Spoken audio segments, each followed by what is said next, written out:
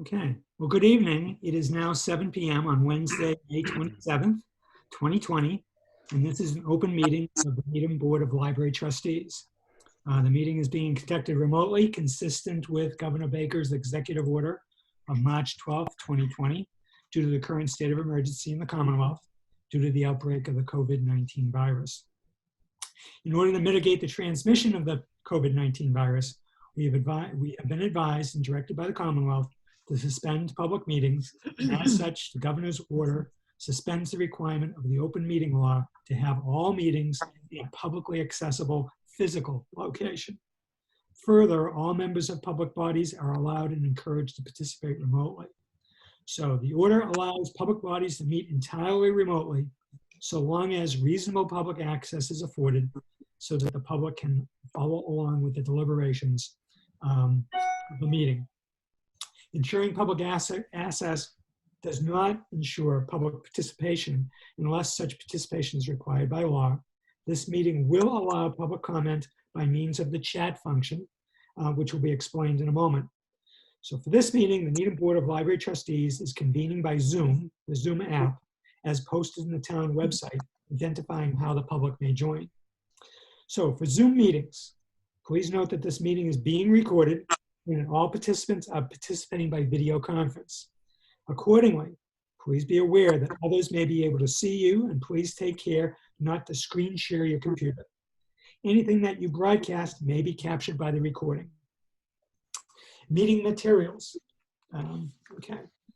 Meeting business ground rules. Before we turn to the first item of agenda, permit me to cover some ground rules for effective and clear conduct of our business and to ensure accurate meeting minutes.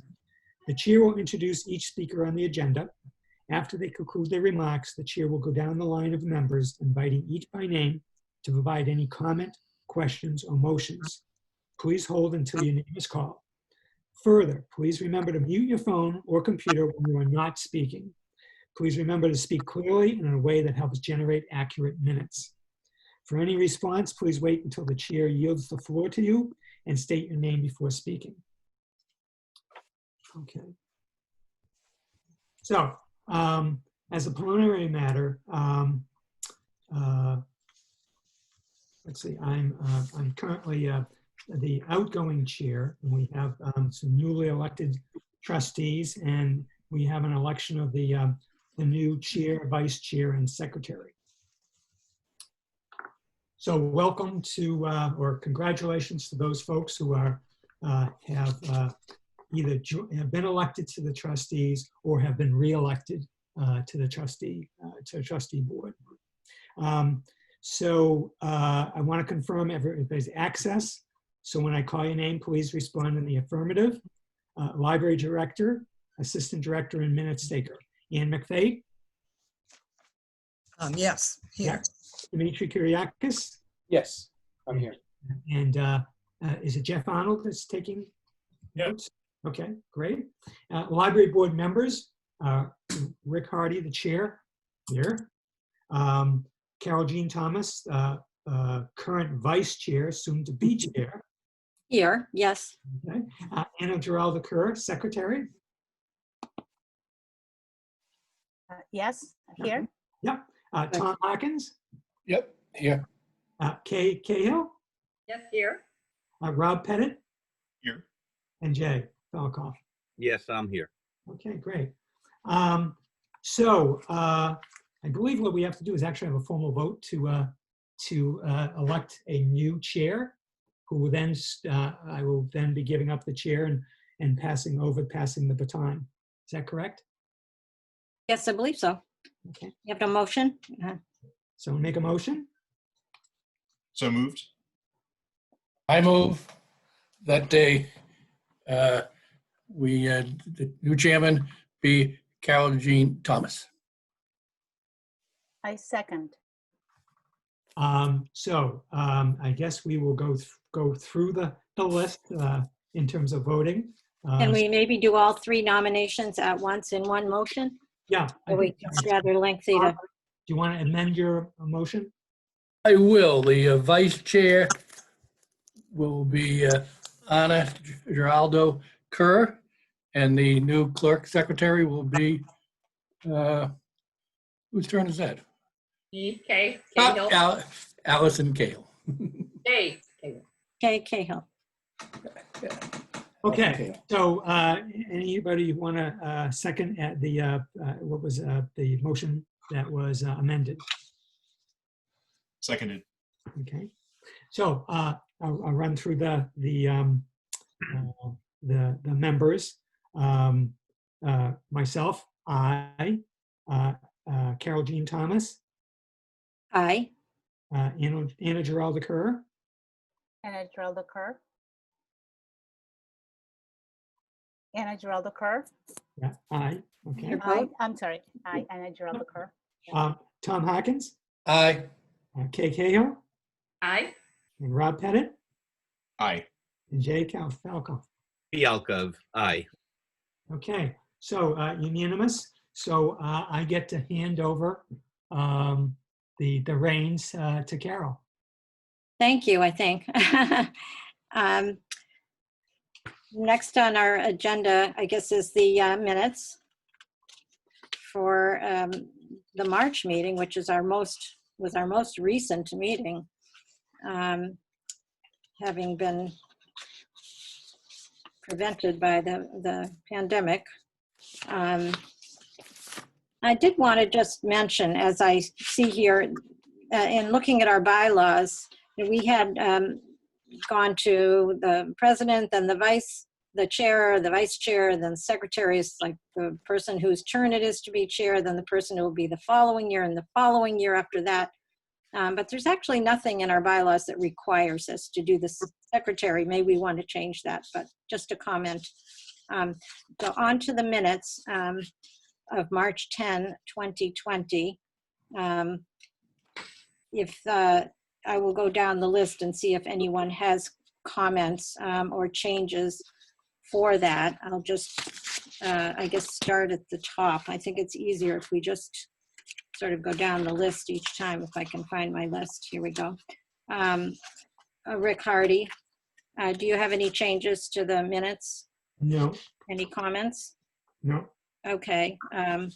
Kay Cahill? Yes, I do have a change on number 7, new business.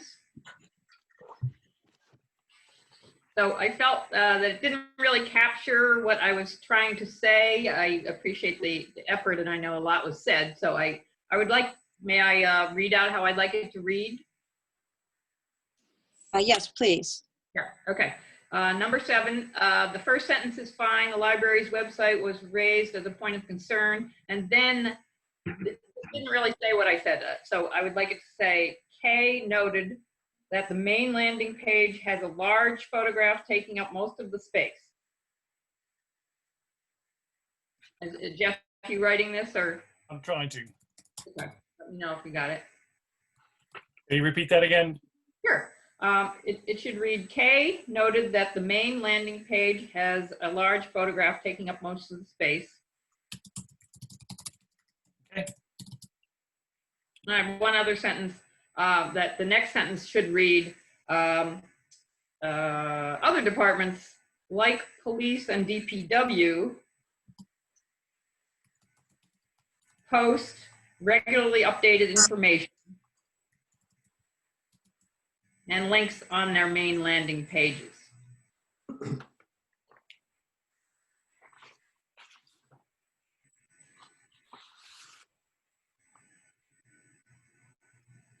Okay, trying to get that. You got it? I think so. Okay. I do have another sentence here that, well, never mind. We'll next time we talk about it, we'll bring up that. So that's fine. Okay, could you just read that back? Yes. The library's website was raised as a point of concern. Kay noted that the main landing page has a large photo taking up most of the space. Right? And that other departments post regularly updated information and links on their main landing page.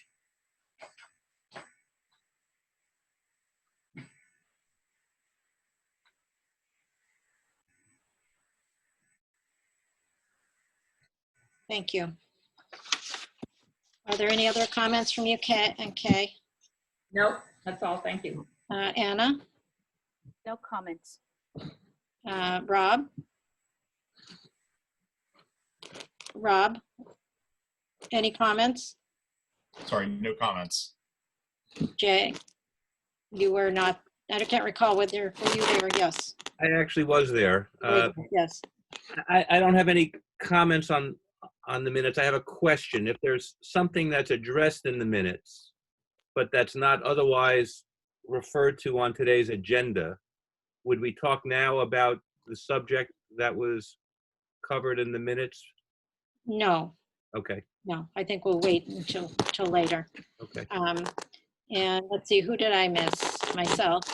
I had one change on page 6 on old business.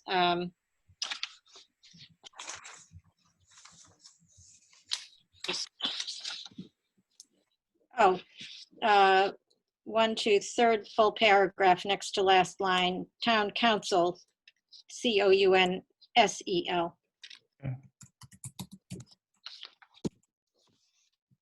And that is all I have. Do I have a motion to accept as amended? So moved. Tom, can you just recite your name when you say something so it'll Oh, be yeah. easier for, for Jeff Thomas to- Hagen, so moved. Anna Geralda, second. All in favor? I have to go down the list. Sorry about that. That's the way it is. Rick, Hardy, Anna, Aye. Tom, Aye. Kay, Aye. Rob, Aye. Jay, Aye. and myself, aye. And no nays, it's unanimous. Thank you. Adopted as amended.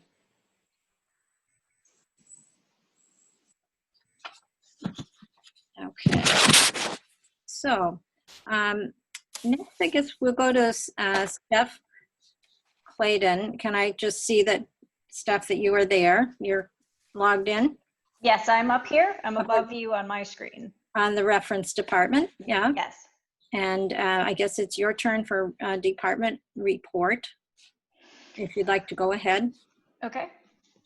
So when the reference department, when the library was closed and staff were working from home, the reference department was mainly using social media to interact with our patrons. We set it up so that patrons could leave voicemails. Those were checked once a day, Monday through Friday. We had several emails that were sent to our memail@minlib.net email box. That's the main reference email box. And we have been working with the children's department for readers advisory questions that come in. We also, in this period, have set up a new Instagram account, which is @Needham Free Public Library. That's the handle. We have over 150 followers so far. It was only set up at the beginning of the month, which is amazing. And we've had some ins and outs of learning Facebook. We've had success with putting up Facebook premieres, which are videos. And the benefit of that is that we can premiere a video for Wednesday, but we can post it up on Monday, and then Monday and Tuesday there will be reminders for our patrons that are looking at our page that there's an event coming up at a specific time. And what do they consist of, these videos? So we did a series of videos of staff reading poems for National Poetry Month in April. We've had Elise Katz of the Children's Department putting together craft videos. At home, she's done some fantastic spin art and potato stamps and make your own portrait out of pasta and found materials at home. We also had a video from the Stacy Peasley Band that she made specifically for Needham that was our first successful premiere video.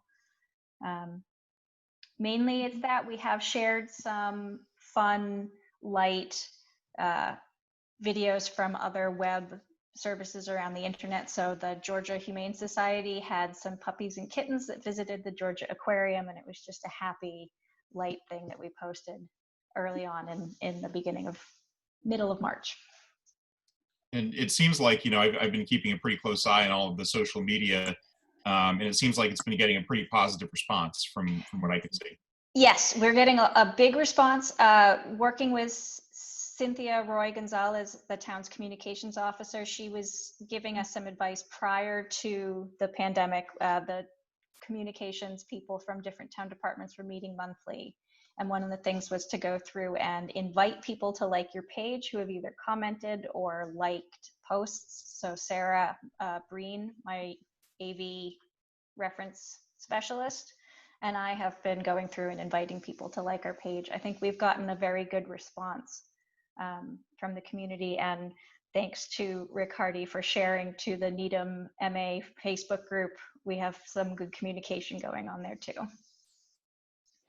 So when you say like our page, you're talking the Facebook page, not? Yes, the page as a whole. So there are multiple levels of interacting on Facebook. You can interact with an individual post, which you can use an emoji or an emoticon to say you like it, you love it, it made you laugh out loud. You're talking about Facebook, not Instagram, because you said you just started an Instagram account. Correct. That was just Facebook. You can, we have over 150 followers on Instagram, but I don't know exact stats on interaction with those posts. Well, do you have more that you would like to go on to explain, or are you ready for questions? And I'll go down the list if you are. I'm happy to accept questions. Okay, you have no more prepared that you would like to have a chance to say before we interrupt you? No, that's okay. Okay, all right. Rob, do you have any questions? I don't at this point. Okay, Kay? Yeah, I was just wondering, when you said you've got good attendance, so can you give us any idea of numbers? Let me just pull it up in the background here. So this morning I posted just a brief blurb about that we will be opening curbside pickup soon. I would say that is one of our highest interacted posts. But prior to that, Karen Donahue of the circulation department read "Oh Captain, My Captain" for National Poetry Month, and we had about 10 or so comments, which was the most we'd had to that point. Elise Katz of the children's department, again, has been putting together guess how many photos with like tomatoes and Legos and peanuts. And we're getting a huge response from that, at least 20 comments on the most recent one. And that's just Facebook. We're dual posting those on Facebook and Instagram. Tom? No, the only question I have is ask Steph, I'm going to be sending you an email concerning the book group Okay. with my 30 selections. Okay, thank you. That's all? Just 30? Oh, yeah, I know. It's 10 times the limit. All right. Rick, do you have? Yeah, no, not a question, but just a comment. I mean, staff's did a great job on the postings. You know, in this time where the library is closed and, can't provide any services, what the staff has done and being able to share that on Facebook really kept people connected to the library and kept them engaged. And yeah, I agree. I'd say it for the Facebook comments, but today's announcement that the library was going to have, curb service, it's just shot through the roof. People were just overjoyed in all the comments. So very, very good job over the course of the closure. Jay? It's been fun. Jay, do you have any question at this point, or? Nope. Okay, Anna? Just to congratulate you and echo Rick's comments on the mom. My son is kind of that age, which is in the children's and the tweens. So, definitely miss the library. But I also have seen in several Needham parents Facebook groups that there's always a phrase that comes up, oh, now that the library is closed, that people have been kind of trying to figure out how to get books from each other because the library is closed. So there is really this clear dependency and connection with the library. So I'm looking forward to see how, I guess a question that is being forming in my head is how are we going to transition? Are we going to keep doing the curbside and then increasing physical services while we continue the virtual, or are we going to phase out the virtual at one point? Do we know? Steph? I guess. Steph? Well, a lot of the virtual services that we were promoting, so weekly we were putting a different Facebook banner on our as a cover page on our Facebook account to promote different digital resources that we offer. Those are all planned to be renewed. One of the things that we posted was about our Readers Advisory Service, which has been on our website prior to this. And so that will remain. I would hope that we would only be enhancing our digital and virtual offerings. I know getting to the library sometimes is a big challenge because students were very busy with school and activities and lots of extracurriculars, and maybe having virtual services is a way for us to expand some of our programming. I agree. Thank you. Yeah, my only comment was that everywhere I turned and during the shutdown, I was reading, seeing announcements about the digital availability of the library and the virtual possibilities. So I really do congratulate you on getting that word out. It was very, very effective in my circle anyway, reaching people. Yeah, very well done. Thank you. And we had a lot of the easiest questions that were asked is, I've forgotten my PIN and I would really love to be able to access Overdrive. How do I do that? And we were very able to get people back online and accessing our digital services. And they asked you that by? Either by email? voicemail, or they would be emailing that nemail1@minlib.net email box. Okay. All right. And is that a way that people sometimes were asking you reference questions? Yes. Previously? There is the contact us form on our website, so they can either use that, which goes directly to the email box, or email is listed on our Facebook page as a way to contact us. And we would use it to respond to phone queries if we needed to do research and get back to a patron. That was how we would contact them and continue conversations from that point. So that is not new and it doesn't need to end. This was just a pointing out what was already there. Mm-hmm. We've made very good use of services that were already in place. Yeah, it was pointed out to me that some of the funding that the state government gave to the MBLC last year went to enhancing some of the digital materials. And that certainly came in handy this year, that those were already invested in, so to speak, so that they were, some beefed up ones were available for this particular moment that no one knew was coming. And the vendors that were the biggest used, so things like Canopy and Hoopla, were great to work with because they also offered credit-free viewing or books that were not counted against your normal limits. We were also able to expand the Canopy borrowing from 8 to 12 items per month, based on feedback we were getting from the community. That's great. Can I ask a question? Yes, Jay. I'm just curious, on a typical given day, how many phone calls would you be fielding, or how many emails are you getting? Are we talking about small numbers or big numbers? Small numbers. I think the most voicemails I had one day was 8, and that's usually a Monday. I had 4 this morning. 2 to 3 is pretty average. Emails we were getting more of. I would say somewhere between 10 and 15 over the course of the day, but my full-time staff, so Sarah Breen, Erin Bassett, and Gay Ellen Dennett, and myself took 2-hour shifts to answer that main email box so that we were constantly available to answer questions. Thank you. Well, are there any further questions or comments for Steph?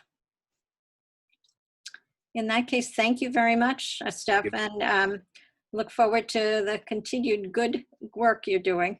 Thank you very much. I see next up, we're welcoming Paula Dugan, the Children's Department Head, for a report. Hi, Paula. Hello. We- Well, since the library closed, we have done a lot with digital resources as well. There were a lot of companies that offered free ebooks and free databases that are usually subscription based. So we were able to link to those and get those up on our webpage. And that made it easy for patrons to, you know, get ebooks and get materials that they needed when the library was closed. I asked Veronica, the full-time children's librarian, to create a separate section on the children's webpage where we put a lot of information about the COVID virus for children, several ebooks about it for children, and also information for parents on how to discuss it with their children, as well as craft ideas and science projects and all different kinds of activities that kids could do at home. And the summer reading program has been very interesting this year. So then we planned about 3 or 4 times. So when we closed, we thought that eventually we'd have a normal summer again. And when that didn't happen, I contacted the performers that had already been booked, and the ones that could not provide a virtual program, you know, we canceled those. There were a few that were able to switch over and do something virtual. So we retained those performers. And then I did a good deal of searching around to find other programs that were able to be offered virtually, that were good quality at a reasonable price, and that fit our summer reading theme of fantasy and fairy tales. And then we had been doing a lot of work on prizes and room decorations and brochures and calendars. And so all of that had to be reworked and refigured out. I've been working with Lucia, Lucia Dolan, who's our part-time programming librarian. She does a lot of our publicity materials, and we've been working together creating things on Canva. She's done really some very beautiful work, and we've been able to retool some of it for the new circumstances. So we have a trifold calendar that's going out that I'll be sending out to the schools and to different media outlets to get that out to people, that have all of our virtual events on it and everything about how the new program will work this year. And let's see, I changed the online summer reading program on Beanstack so that when kids sign up, they are the hero of a story.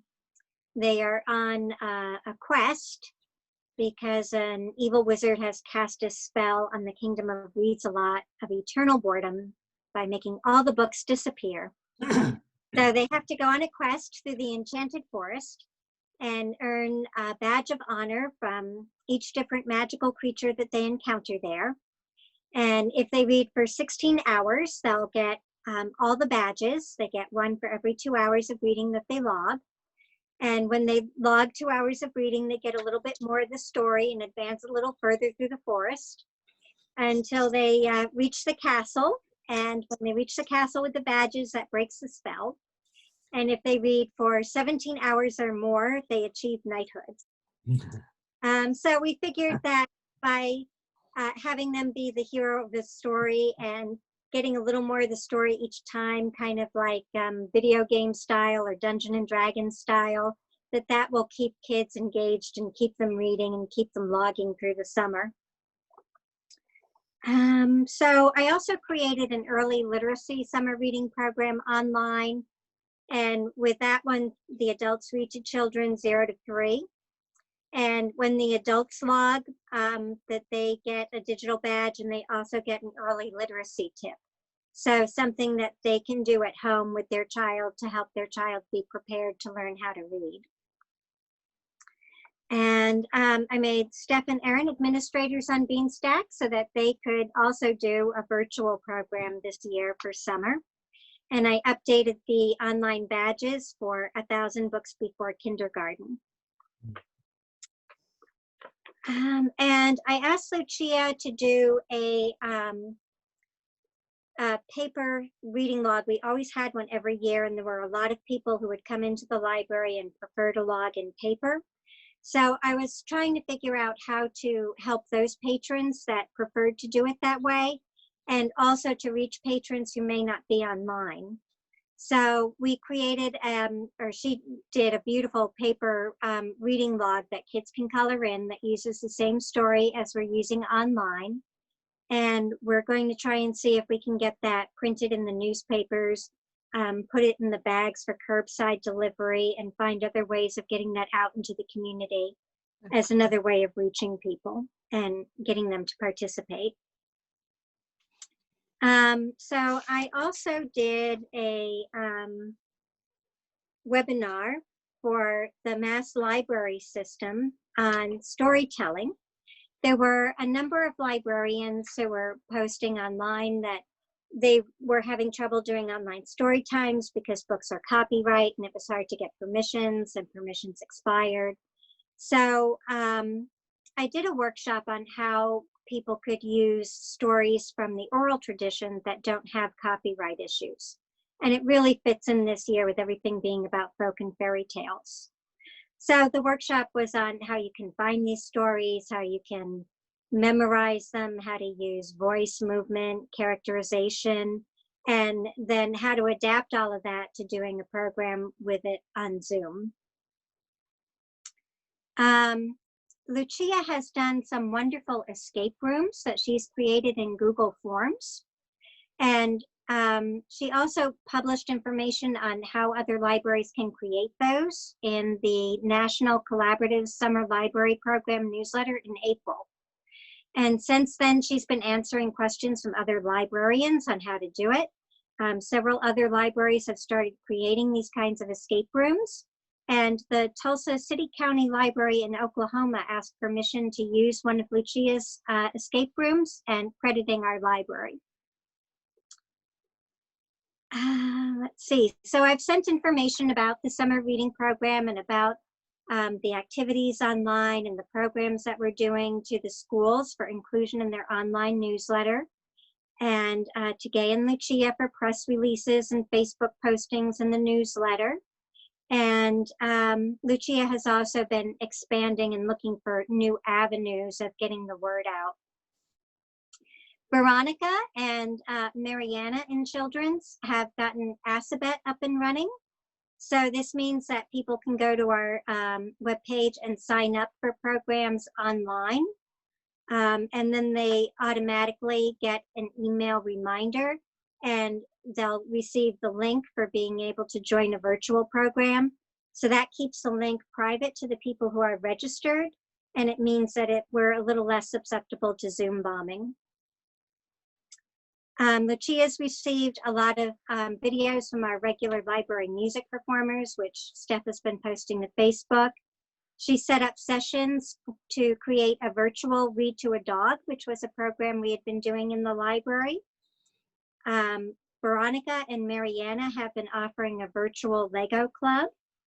And Steve Fowler is going to be conducting his book club for kids in grades 3 through 5 on Zoom starting May 30th. And then that will continue through the summer. I arranged for free music programs with Evan Holler for 2 age groups, early elementary and infants. And those are on Zoom. They've been twice a week through May, and they'll be every other week in June. And I provided links for patrons to the family access programs like Raising a Reader, which we had been hosting at the library so that they can still have access to that. And I also provided link for Drumming with Dummies, which is a Zoom program live with a ventriloquist doing music with his dummies. And Steph has mentioned that Elise has been creating these videos and activities on Facebook, and she's done 9 craft videos so far, and there's more coming. She also created the 12 images for Facebook for scavenger hunts and the guess how many. And she's going to be putting together some Zoom story times. And I created a story time video of rhymes and songs and 2 storytelling videos for children that were posted on Facebook. And I plan to create some more storytelling videos and post 1 a week throughout the summer. So Jessica and I created videos of poetry readings for National Poetry Month, and Mariana created a book spine poem that was posted. We created a virtual Earth Day on our website and a virtual National Children's Book Week. And I'm working with staff that are currently in the building to create book bundles. So these will be books of about 3 to 5 books rubber banded together that are all on the same topic or by a same author, like picture books by Eric Carle or fantasy chapters about dragons. So that patrons will be able to request these in the curbside delivery, since they're not going to be able to browse the children's room collection. Let's see, and I've been learning how to use the new Root robot at home. So these were purchased for the Children's STEAM Center. So I'll be able to know how to code these robots and use them for library workshops in the future. And I'll also be doing that with the new Q robots. And I know Veronica has also been working on this at home as well.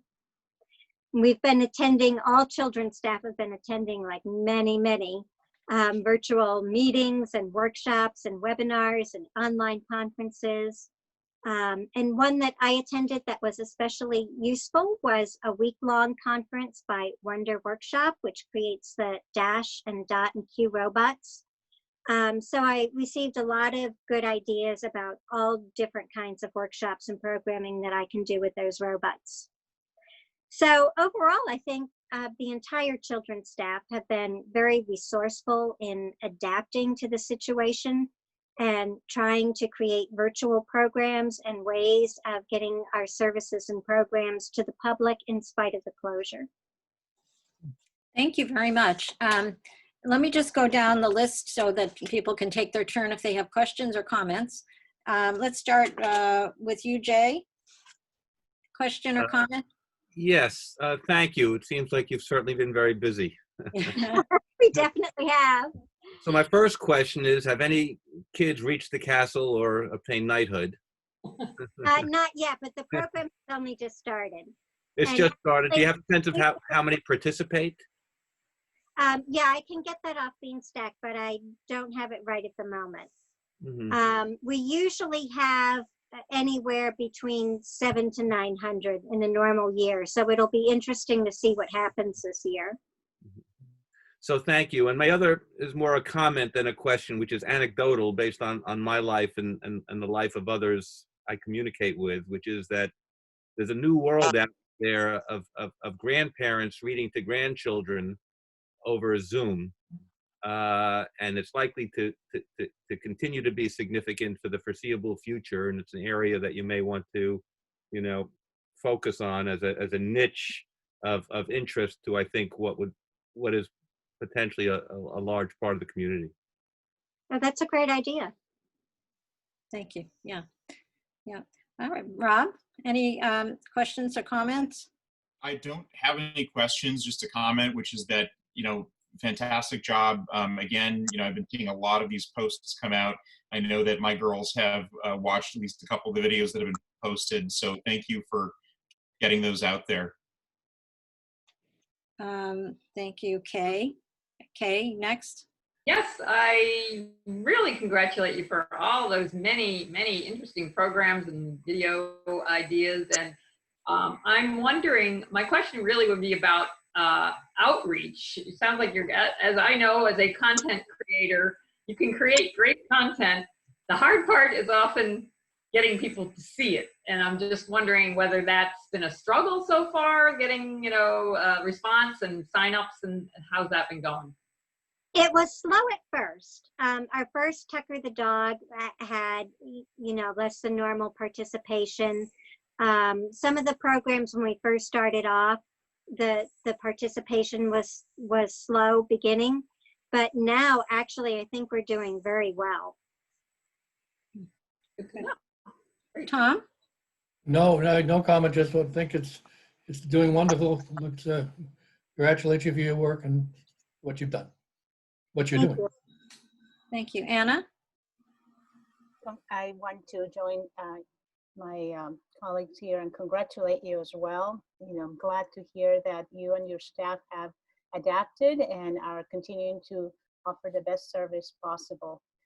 My question is about all the content that we've seen. Some of it is really great. I mean, it's just so exciting to just kind of, oh, that's the kitchen there, that's their kitchen, that's their office.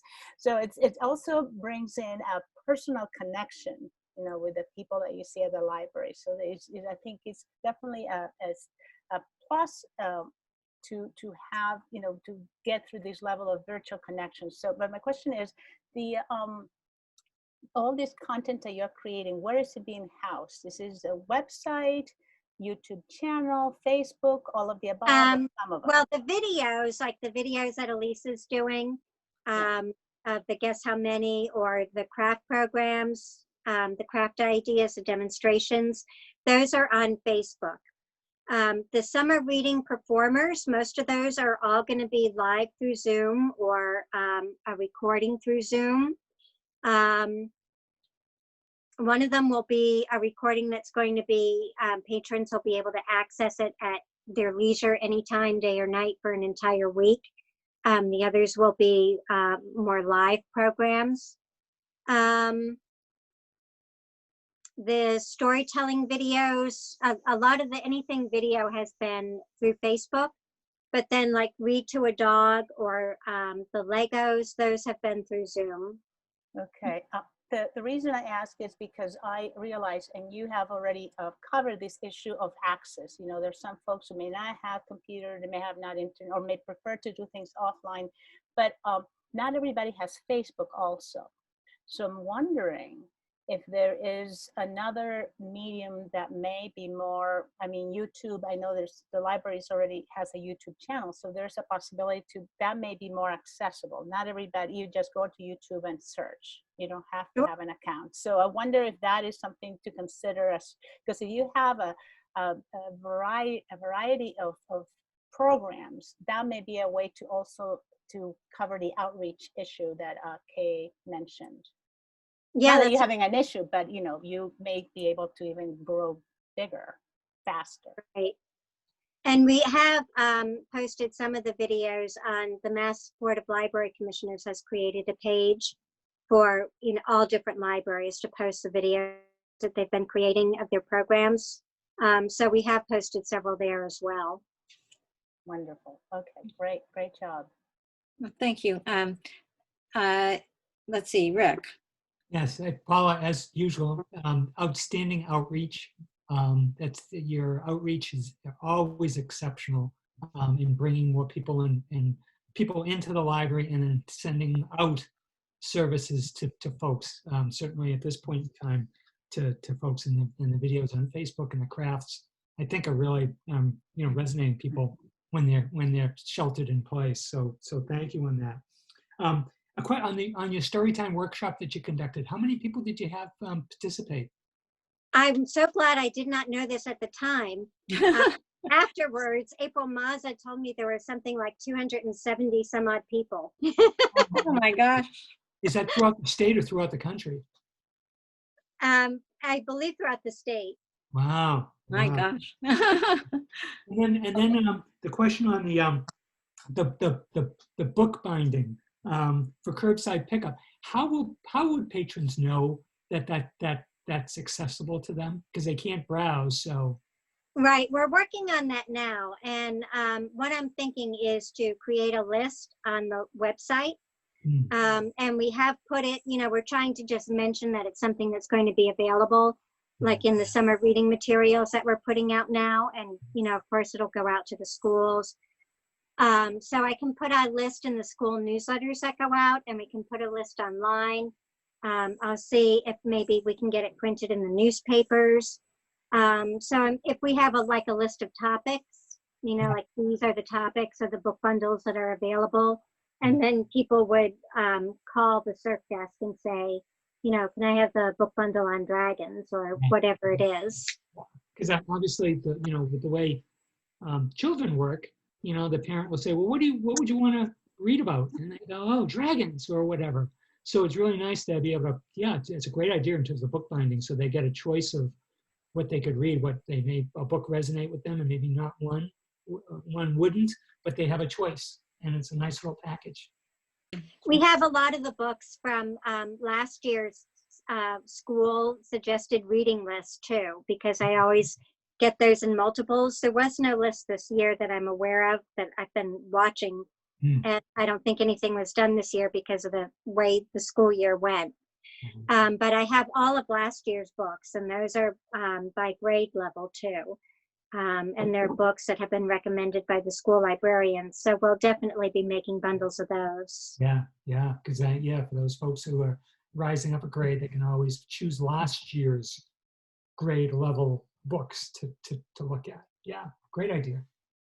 All right. Well, thank you very much. My only comment, Paula, is really as usual, you and your department have been proactive and incredibly productive, and all departments, as I was reading in the director's report from each department, really took advantage of the lull and to do a lot of trainings and programs. And I thought that really, it was impressive that you made use of the time, as did the people in reference and Dimitri, administrative capacity. So thank you very much for that. We are falling a little bit behind, so we're going to move on now. Thank you, Paula. Thank you, Steph. We're going to move on to the director's report. Anne.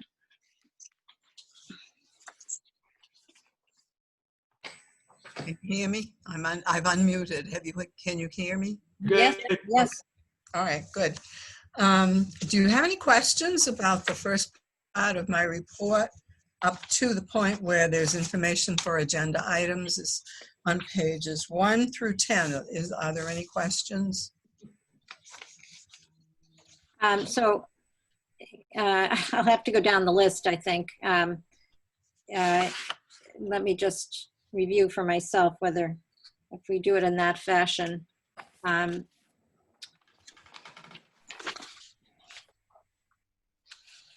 is really Dimitri's report. Let me just start with you again, Rick. Why don't we go backwards? Do you have any questions?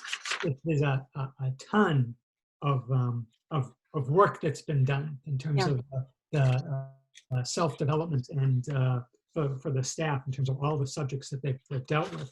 I think what will be very useful as time goes on is that we take this list and then look at it in detail, and then look at specifics of how we would want to take advantage of what we've learned in some of these seminars. In terms of obviously in some ALA webinars and management, there was a seminar on library space planning.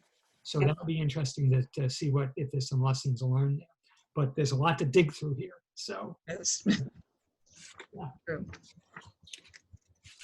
Okay, next, let me just go down to Anna. No questions at this time. Okay. Rob? No questions. Okay. Just to second what Rick would say, I think we all know from going to conferences that you can get some great ideas when you do that. And so, having the staff members who attended conferences and they're not conferences, but, bring forward some specific ideas that they have come up with as a result would be great. Okay. Tom? Nothing. No comment. And Jay? I would simply echo what Rick and Kay are saying, which is that this is a new world that we're dealing with, and it's going to be with us for the foreseeable future in terms of imagining what the role of the library is. And I'll be curious, you know, it's a problem and it's an opportunity. And I'll be curious to see how we both, you know, not only respond to the problem, but take advantage of the opportunity as we reimagine, you know, what the role of a library is in a quarantined environment. Okay. I just wanted to give a shout out to the Friends of the Library who apparently purchased a professional Zoom level of Zoom so that the trustees and the Friends and perhaps the foundation and library programming could take it, you know, have a more of a I guess a bigger account or a longer usage of Zoom calls. This has really been, you know, a quick response, and really it's made a huge difference to be able to do these things on Zoom, and both for programming and for meetings. I don't know if this can be used for library staff and department meetings or not, or whether it has been. It has Well, been. it has Yeah. been. Has Good, been. yeah, good. But thank you to the Friends for that particular thing. And let's go ahead, Anne. Why don't you? Okay. I'm very happy to tell you that today we opened the drops. The return slots are open. So if you have books at home that belong to the library, please You feel want them free back. to bring them down, yeah, and put them in the slots. Now, without any advertising at all, one bin was about a quarter full. Wipe down the books before you do it, though. Yeah. People who unpack there will be wearing masks and wearing gloves also. The books will be put on book trucks and brought into the community room where they will sit for 3 days. Great. And then they will be checked in and put back on the shelves. Good. And we're all busy getting ideas and making plans for what curbside pickup will look like in Needham. It may not look like other libraries who are limited with the parking spaces near their entryway. We have our huge parking lot. Right now, it looks like we'll be putting the books in bags, shopping bags, and putting them on a table. There'll be a sign on each bag with the person's name on it, and books will already be checked out. And so we'll have the table with the people's things in alphabetical order. They can get out of their car. If they want to go to the drop, they can go to the drop. There'll be a table separating the drop from the pickup area, and come around from the drop to the pickup area and pick up. Each one can pick up his or her own bag. That's where we are now. Question. Sure. It's actually a personal question, but if you had some items on hold into the library alone and they were actually physically there before the library was closed, are they still there and are they still available? They're still there, they're still available, and the circulation staff is dealing with them. Okay. I think about the only thing we can do is call or email every single person and see if they still want the books and other items that are there. And there's 500 people Oh dear. Yeah. represented by our the bookshelves where we have the reserves. 500 people with 700 items there. I've got 3, and I want them. Incredible. Oh, okay. Can I ask a question also about the curbside? Are people requested to put in their requests by phone or by email or online requests? How does that work? We're starting with phone. If people email, we'll honor their email too, but we're going to ask them to phone in to the reference department, give their name and their library card number and their telephone number. And then someone will go and look on the shelves. They can only ask for items that say available in Needham in the database. And people who go to the shelves will pick the books off, put them in a shopping bag, call the people back and say, yes, we have your books. And these are the hours that we're open for pickup. And so far, we think we'll have 2 hours in the morning and 2 hours in the afternoon. That's a start. If we need more, we'll add more. Are the people who retrieve the books wearing gloves and masks? Is that part of the protocol? No. No, we need off our shelves. Yep. Nobody's been in our shelves since March 13th. So those items should be very safe. Although if there were any contamination by the library staff of the books, I guess that, something to think about, whether you could be transmitting. The staff hasn't been here either. Well, Yeah. I'm not talking about the books before they handled, but after they've handled them this time, to pull them off. Just a thought. I see what you mean. Yeah. Well, it's an item we'll Think discuss about. then. Yeah. Yeah, for the suggestion, to think about. Has do the you have a- town health department weighed in on that at all? Or it might be something to ask them too about what they would recommend. Sure. Yeah. They've been very helpful. Anne, do you have more, or No, that's cover it. the gift? You have the gift. You had a gift list to be accepted, I think. Right. Do we have a motion, I move that we accept the gift list. Rick? Do I have a second? A This is Rob second. Pettit, a second. Oops, who's there? Yeah, so Deanna? Rick Hardy moved, and it sounds like Rob Pettit seconded. Yes. Okay. All right. All in favor? Let's just go down the list. Rick, Aye.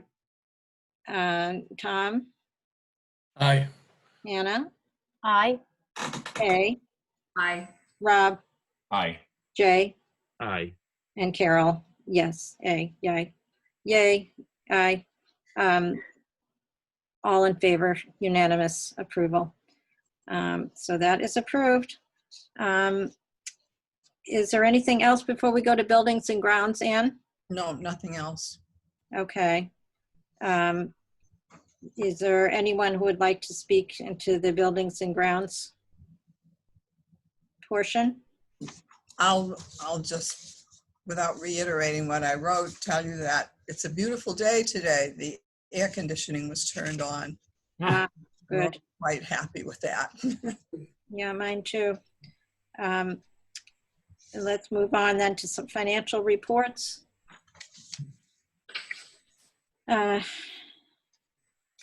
We did receive the second half of the state aid. And we may want to look at those numbers and just kind of think about whether some of the items that we thought we would be spending money on will or won't be needed. I had a question about that, Anne, as to what we were planning to use some of these funds for. I didn't know whether we were buying books as though the library were open, even though nobody had been able to borrow them recently.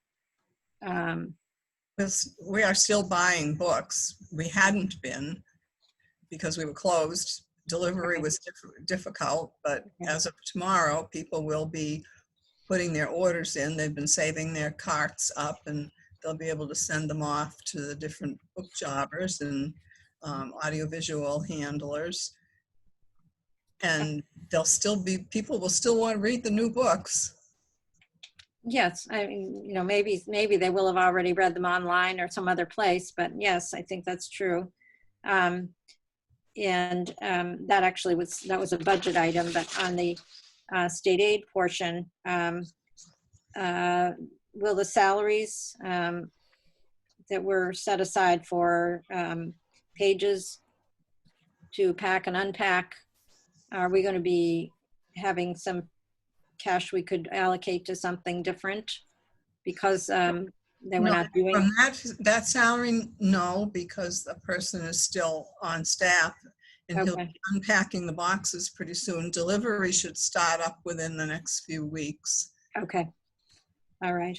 And I see that we have the Collins Center space study in the in the budget with state aid funds.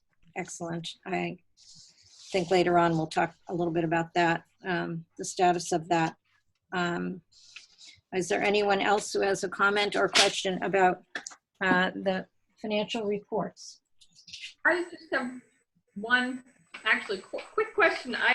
I never quite understand when I look at the state aid report, when we say it's encumbrance, is that money that's been spent? Is about to be spent? That is money that will be spent or can be spent on the different categories that are listed. Allocated or called for. Can be spent on those categories. Okay.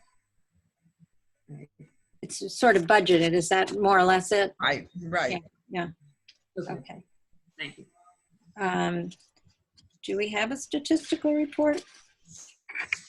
Aside from, we don't really have one aside from what you've written up in your report. The online overdrive. Yes, that's right. We do have that additional report for overdrive checkouts, which was an impressive number of checkouts from the Needham Library for April. A lot of borrowings. Let us, if no one has anything else, go to new business. I don't know whether you have any more to talk about, Anne, about the library reopening plans from the last page of your report.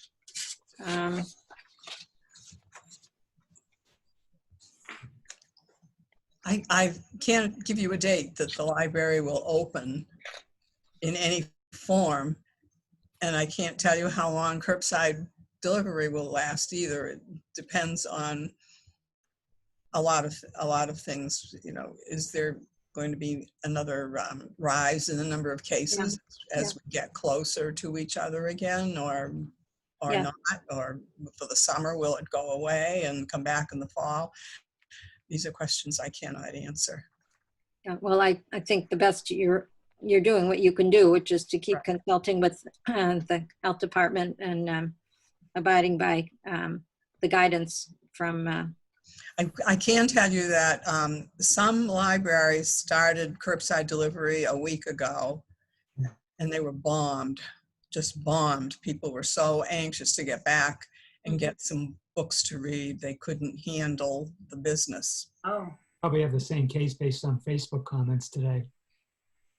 Yeah. Can So I we'll ask see how we go. a question? Are you still getting lots of new releases delivered, or has there been a slowdown in terms of that from publishers and such? There are new releases. There has been a slowdown from the publishers, but for the past 6 weeks, nothing's been delivered here because no one could get in to make the delivery.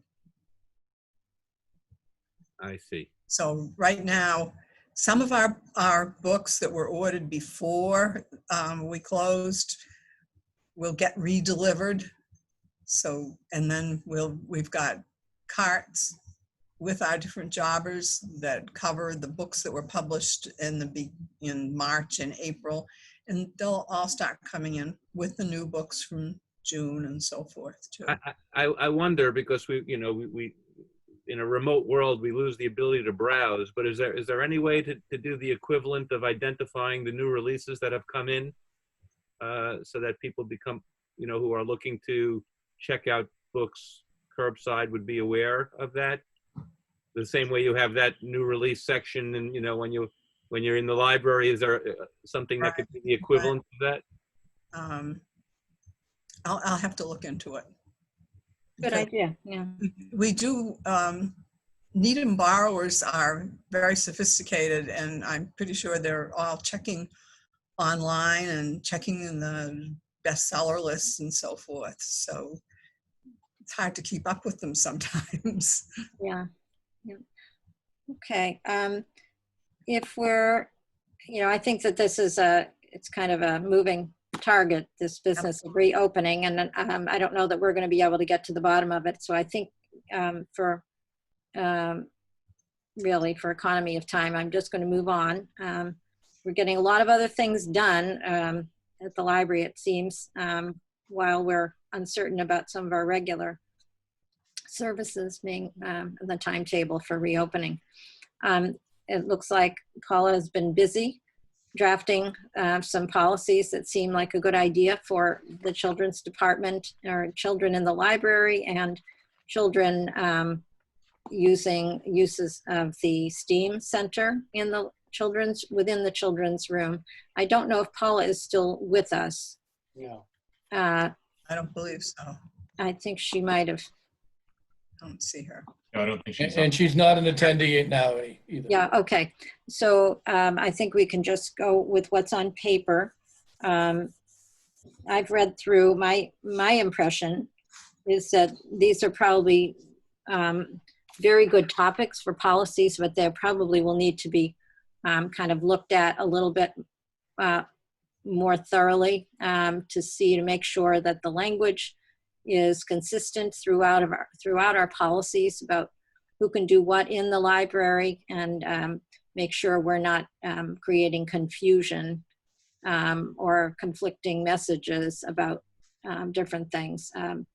There's some place within her, these proposed policies that say that children have to be under 10 have to be within eyesight of parents, and then there's sections about the STEAM Center which make it quite clear that they don't have to be. So I think we'll have to just kind of review these, maybe take our time a little bit with them. And I would welcome everyone to look at those for the next meeting, which will not be long from now, and take a closer look. We didn't have a very long time to review these, and I think it's worth doing, and also considering how they fit in with other existing policies that we have adopted. Is there anyone who would like to comment on that suggestion? I think it's a good idea. It's they raise some questions that we should have asked. That should be asked. Yeah. Yeah. Okay. Yeah. Good. I mean, I think I'm really delighted that she took the initiative to create these, and I just think we need to just go at a a little bit more deliberate pace, so to go over them, the wording of them. I just want, is there a specific incident, or was there any particular reason that these came to the fore at this point? No, they were just policies that she had been working on for a while, and she wanted to finalize them. Yeah. Okay. But I would add that as a patron for many years, I think this policy is very much needed. Yeah, I know you've felt that at times, that there is not much parental attention given to their kids' behavior. So I'm also in agreement that their policies are needed in these topics. My only thought is that we just take a good hard look at how we're wording them. It would also be great to hear from somebody in the children's department about what the biggest issues are. I'm assuming that a lot of the items that are covered here are in fact the biggest issues, but it'd be good to get a little bit of visibility about what the biggest challenges are for them. Okay. Could you relay that? I'm writing as you speak. Wonderful. Okay. The next of the new business items are a couple of proposed changes to the trustee bylaws to fill in some gaps. The first one has, let me just flip to it, has to do with how we call off a meeting. How do we cancel a meeting if there's an emergency such as we had? We were between meetings. No one had the authority, according to our bylaws, that just wasn't addressed. No one had the authority to cancel a meeting that was our regular meeting at the regular time, would have been at the regular time. So the suggestion of Ann's is that we correct that by creating a new, adding to our policies, our bylaws, excuse me. And does anybody want to speak to that? I read through both of, for the first item, I read through both of the two different options. I think I like the first one better. It gave a little bit more flexibility for rescheduling in addition to just canceling. Yeah, I'm wondering if we don't really need both of these, even though we may need to reword them a little bit, tinker with the wording, because the first one would give the power to cancel or reschedule to the chair in the case of an emergency. And the second one really makes it the duty. So there's slightly different functions of those two sections. And we might be able to, it may be that it sounds a bit repetitive, but we might want the language in both sections. I think Tom and Ann, historically, wasn't there a time where the trustees did not meet during the summer? Yes, Yes. there was. Yeah. Tom will remember that. Yes, I do. Yep. Well, there was a proposal not so long ago, I think it was as recently as last summer, that we take a month off. And it just seems that we're too busy to do that, to miss a meeting. But we may be able to get back to that at some point. But we decided it would not be this year. When I put these two pieces in, it was one or the other. I didn't mean for both of them to be included in the. I understand that, but when I read it, it occurred to me that maybe it would be good to include it in both sections. If, one thought here is that a lot of different things can be emergencies. Right now, we've got an emergency that negatively impacts our ability to be in a single place. But my thought was it might be more appropriate to have it as an optional thing at the discretion of the chair rather than a duty. Kind of implies that there's a little bit less flexibility. This gives the flexibility in case, I'm sure there will be emergency situations where we don't have to cancel. This is actually kind of a unique emergency because we do. Mm-hmm. I have one small comment and one question. In the first language, in the event of an emergency, it seems to me it should be the library trustee chair. I don't think you need a comma between chair and may. Yeah, there are a couple extras, Yep. comments in there, after chair and after emergency. And my second question is, should there be some notice requirement? That is, if someone makes a decision to cancel a meeting, should there be some obligation that goes along with that to notify the other trustees or something? As of now, I suppose that's assumed, but I wonder if there should be some sort of notification. It would probably, it would be, you would have to notify the town clerk. If you have a regular meeting month after month after month, and then all of a sudden you're not going to have one, it would be a good idea to notify the town clerk, and she'd put it. I think it should be, should it not be a written notice to the other trustees and to the town clerk and the library director? And also by email, I'm sorry. Town manager as well. Because we have to, the agenda and everything is put on, and the agenda is the meeting.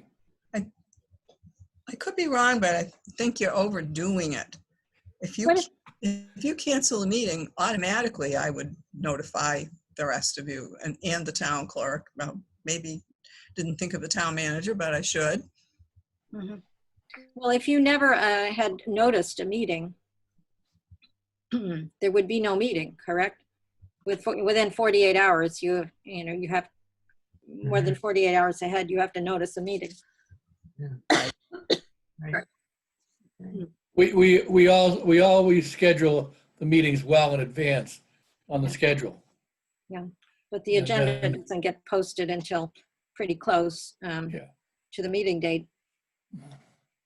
Like I only remember, and I barely remember it, I think, one regular meeting that was canceled in an emergency for snow one time. And I think how many years ago, I don't know, but And in a Zoom world, that'll never happen again, right? Yes, exactly. Yeah, unless the internet is down. Not unless you continue to have these meetings on Zoom, even after we meet in person. Okay. Because those have to be posted as well, so. Kay. So, Kay, you're up. Yes, I just wanted to raise the question of, do we want to have the chair be able to cancel a meeting without consulting with the trustees, the other trustees at all? I mean, I think that's a somewhat important question. That, should the trustees be consulted in advance of the chair canceling the meeting? I think we could run into open meeting issues if we were to have an email chain with the whole board. Mm.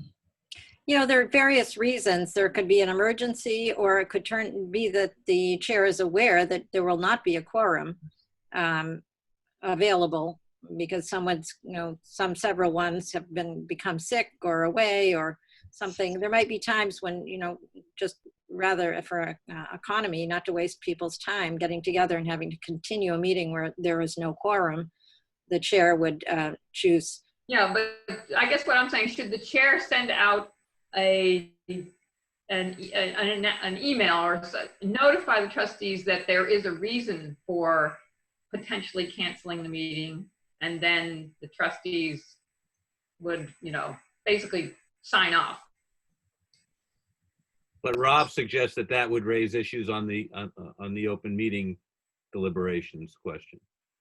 I believe. I mean, I'm not an expert on that, but when you've got a message from one member of a body to the rest of the body, sometimes you can run into. I think it's okay if it were to come from staff, but technically you could send a message out to everybody. It's just that you can't reply. Right. Reply all. Cannot reply all. You could Notify everybody. chair, right? You could reply to the chair. Correct. I think that is. I just, I'm kind of into are we giving too much power to one person to be able to just cancel a meeting, or who knows, It's her first day as chair, and all of a sudden it's a power play. I may cancel all the meetings for the next year. What does the select board do if they, do they require, any kind of advance notice of a cancel, or can the, chairman just cancel? I guess I would have that. They didn't cancel any meetings, I believe. They actually scheduled some more. There were extras, yeah. No. Yeah, and what they did was initially they did it, social distancing at the town hall. But more recently, like tonight, they had one at 6 o'clock and it was on Zoom. Mm-hmm. Yeah, so I guess that would be my question. Is that a normal thing for a chair of a government board to be just able to cancel without any, Yeah, I suppose you could have discretion in the chair to cancel, but note here that it should be used sparingly, just as a caution on that. I would just add also, I'm no expert on open meeting law. I'm probably less familiar with it than anyone here, but I got some materials today when we were sworn in, and they handed us some stuff, and apparently it applies only if you have what's called a deliberation, and things relating to scheduling or procedures are apparently not what are considered deliberations, so that it may not be subject to the open meeting law. It's worth, we can look into it some more, but. Good point, yeah. Yeah, unless it's, is it an emergency or isn't it? And then you're sort of into a deliberation rather than a just a can you be there kind of a scheduling thing. Can we consider this again at the next meeting, but everyone, if they have suggestions, perhaps write them down in some form and send them to Anne so that she has input, so we can have a new version. And I could include everybody's version here. Well, use some judgment as to what you think fits together with each other based on the discussion. I think that would be great. Yeah. All right, where are we here? Trustee officers, chair, vice chair, secretary, halfway down. Yeah, the other bylaws, there actually isn't a requirement. There isn't a rotation in our bylaws for secretary. It actually does not say that. But I think it's probably a good idea maybe if they should say that. that the next runner-up to be chair after the vice chair becomes chair, would be the one who's secretary, just the way Kay would become the chair after Anna, after me. Well, Section 5 lists the duties of the secretary.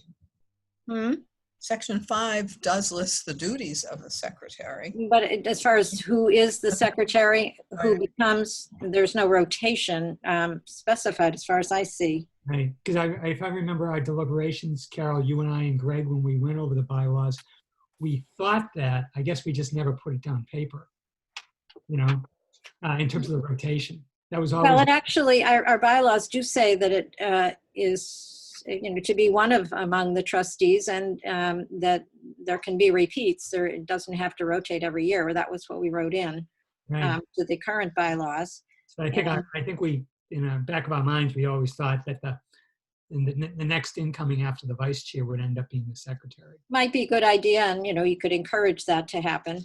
Kay you seem willing, Kay, so there you are. I have to read what the duties are. You don't know you could say no. Yeah. Well, I'm having a flashback to my years as a young lawyer, and I'm tempted to make a motion that I be exempt from ever having to be secretary. I don't know that anyone's going to second that motion, but. That's right. Most of the work is done. Well, a little bit, maybe Carol, a little bit of history in that there actually was never people not named as the secretary. It was only until you did your research that you found out that there was a requirement to have a secretary, correct? Well, I think the practice had been for in the past, before I was on the board, it was that the administrative assistant or assistant director would take notes, and those would be the minutes, and without any review by a member of the board. But that is, there's a requirement by law that there be a secretary among the trustees. And so at that point, we came around, and but frankly, the hard, really the heavy lifting is done by the person who takes the notes. So Jeff, obviously put a lot of time into doing the minutes for the March meeting. There was a lot of discussion. He captured it very well, and Anna reviewed it. Anna can tell us how much work that was to in her review, but a lot of the heavy lifting is done by the person who takes the notes, and I think Anne probably participates in that process as well. If there's a question as to what happened. So maybe we want to change the rotation language in section Article 5, Section 2. It would sort of throughout, when we talk about rotation, we would probably just say chair, vice chair, and secretary instead of chair and vice chair in that section. And then Anne is suggesting that there be a rotation for chairing the Art and Exhibits Committee. There is actually, within our policy, although not in our bylaws, a statement of a 3-year term for several members of that committee, including the trustee. 3-year term and not more than 2 consecutive terms. So there is actually a limit on it right now. I think I'm up to my limit. And I think maybe where this was coming from is when I was looking for my replacement, nobody was raising their hand. So maybe it is a good idea to just keep rotating it. How does that sit with you all? Anna, why don't you start? This is still sort of new to me, so I'm kind of absorbing. I don't have much to say at this point. I'm just looking at the the bylaws here and how it's been working, and not much to add at this time. Okay. Let me just describe as chair of the art committee. We realized not so long ago that we, as a sort of a subcommittee, need to be following the open meeting law ourselves. And so there's a notice of our meetings. It's a little bit of a pain in the neck, honestly, even though it's a very small affair having these art committee meetings. It's a little bit more of a nuisance. You need to have minutes. You need to post the minutes after the meeting, which I'm overdue actually to prepare from our last go round. But that's the general drift. So that's what it involves. And you review applications from artists. Sometimes you have to round up applications from artists if you need to fill a slot in the schedule. And Gay Ellen does a lot of the footwork for that. And then she works with the artists once they're approved to make sure they get scheduled, make sure the work gets to her in time, that it gets taken down. She works out the arrangements and supervises the hanging of the exhibits. So let me ask you this, is what you're saying is, I don't know if I missed it, that the vice chair is the one who does fulfill those duties? Is that what you're saying? I think maybe what you're proposing maybe was that the secretary do that. Anne, isn't that what I'm reading? The person who's in the sort of third in line. That's what I, yes. Okay. So just a question for background. It seems like there's more trustee involvement with art than with other areas of the library's operation. Was there a reason historically why the trustees have been more active with art matters as opposed to other operations? Good question. I came in late to this also. Tom, I don't know whether you know. I think it was when we decided that the new library was coming in and the Friends gave us the gallery. There was issues about who would get to do it, you know. So we had to put a committee together to select the art rather than paying favorites and all this and all that. So we had a committee do it, and it was the committee was set up by the trustees, includes a trustee. The trustee is supposed to be chair of it. Okay. And so that's why it's in there. And then Carol found out that, you know, this is a town committee, you know, and even though it's appointed, it is a town committee and therefore must come under the open meeting law situation. And the committee includes a representative, includes Gay Ellen, whoever is the reference programming person, one other staff member designated by Anne, somebody from the Friends, and somebody from the the art community. Okay. So you have a bit of a rounded group to make judgments on these applications. So I have a question. Okay, I think I figured out my confusion, because here I'm reading that the vice chair is in charge of the MacGyver series, but last year it was Rick. that's correct. So, okay. And The reason I think is because Rick did not know he was going to be chair. because He had planned something. Yeah. Got it. Okay, so now I understand. So the vice chair covers MacGyver, and then the secretary will do the arts. I see. Okay, I think I figured it out. The thing is, the MacGyver series was done by the year before, but was done by Lois Bacon, and then she didn't become chairman. Excuse me. She's didn't run for re-election, Correct. and so that's when Rick took it over. Yeah, and the combination of Greg not going to assume chair as well. So both things happen. Right. Yeah. Greg, all of a sudden Greg was supposed to be chair. You were supposed to be, or something, whatever. I think you were supposed to be, Lois was supposed to be chair.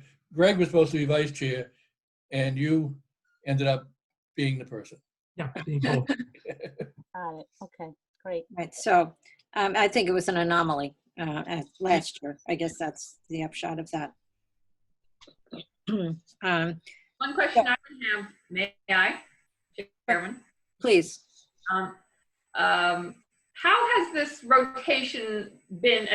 This been something that people think has worked well, rather than electing a chairman and a vice chairman and secretary? The rotation. Well, the history is, yeah, from the town is the town encourages elected boards and boards to rotate the chair, which like they do in the select board. So typically that's what happens. The chair is rotated. The planning board does it, the select board does that. I don't know what other boards do that as a routine matter. Park and Rec does. Uh-huh. Memorial Park Trustees does not. Uh-huh. Well, I think it's probably, I think it's probably a good idea that we rotate. And I think what happened recently with Rose retiring, Lois retiring, Greg retiring, and an elected trustee immediately resigning, and then being a somewhat several months gap before Anna was appointed, that we were cycling around sort of among three people who were, according to our rotation, qualified or eligible to be in the rotation, having served at least a full term on the library trustees. But it was quite unusual because people tend to serve for much longer on the library board, and which is a useful thing because people get experience and are constantly, more and more educated about how everything works. But this was just an odd time when several retirements occurred very close together, and so we had a lot of new wonderful members, but didn't fit in with our bylaws in terms of chairing to fit in the rotation. Yeah, if you want some institutional memory, and I'm the institutional memory, as good as it is, when I first started, Ray Bosworth was reelected every year as library trustee.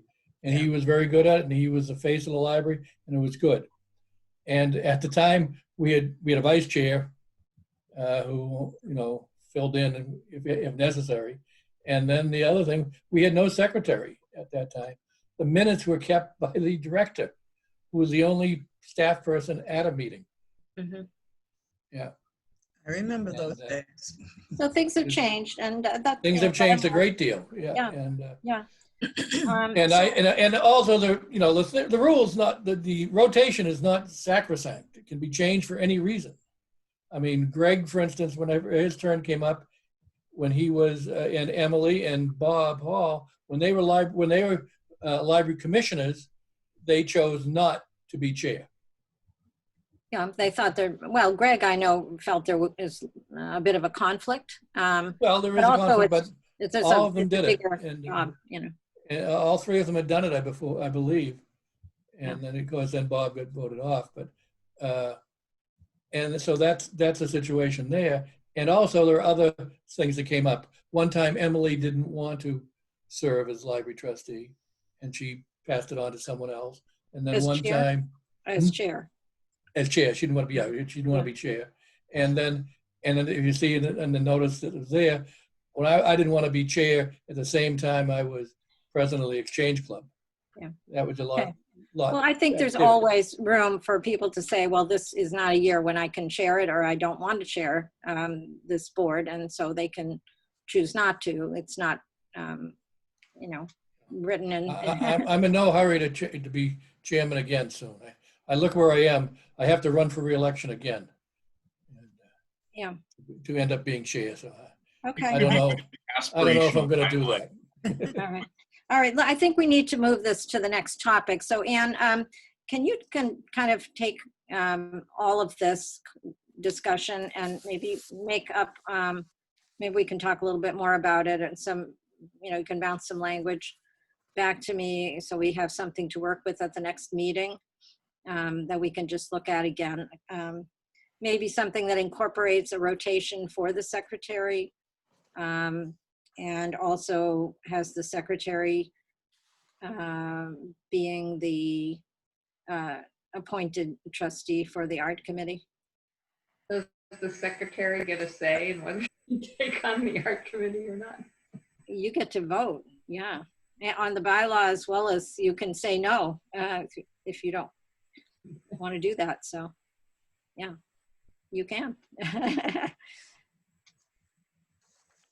Okay. All right, next, let's move along. Is there anything new with the website page, which really was sort of, I don't know, is new business or old business? There were some issues with the website lead page. There was some conferencing going on with other committees and that seemed to do better. Is there anything new on that, Anne?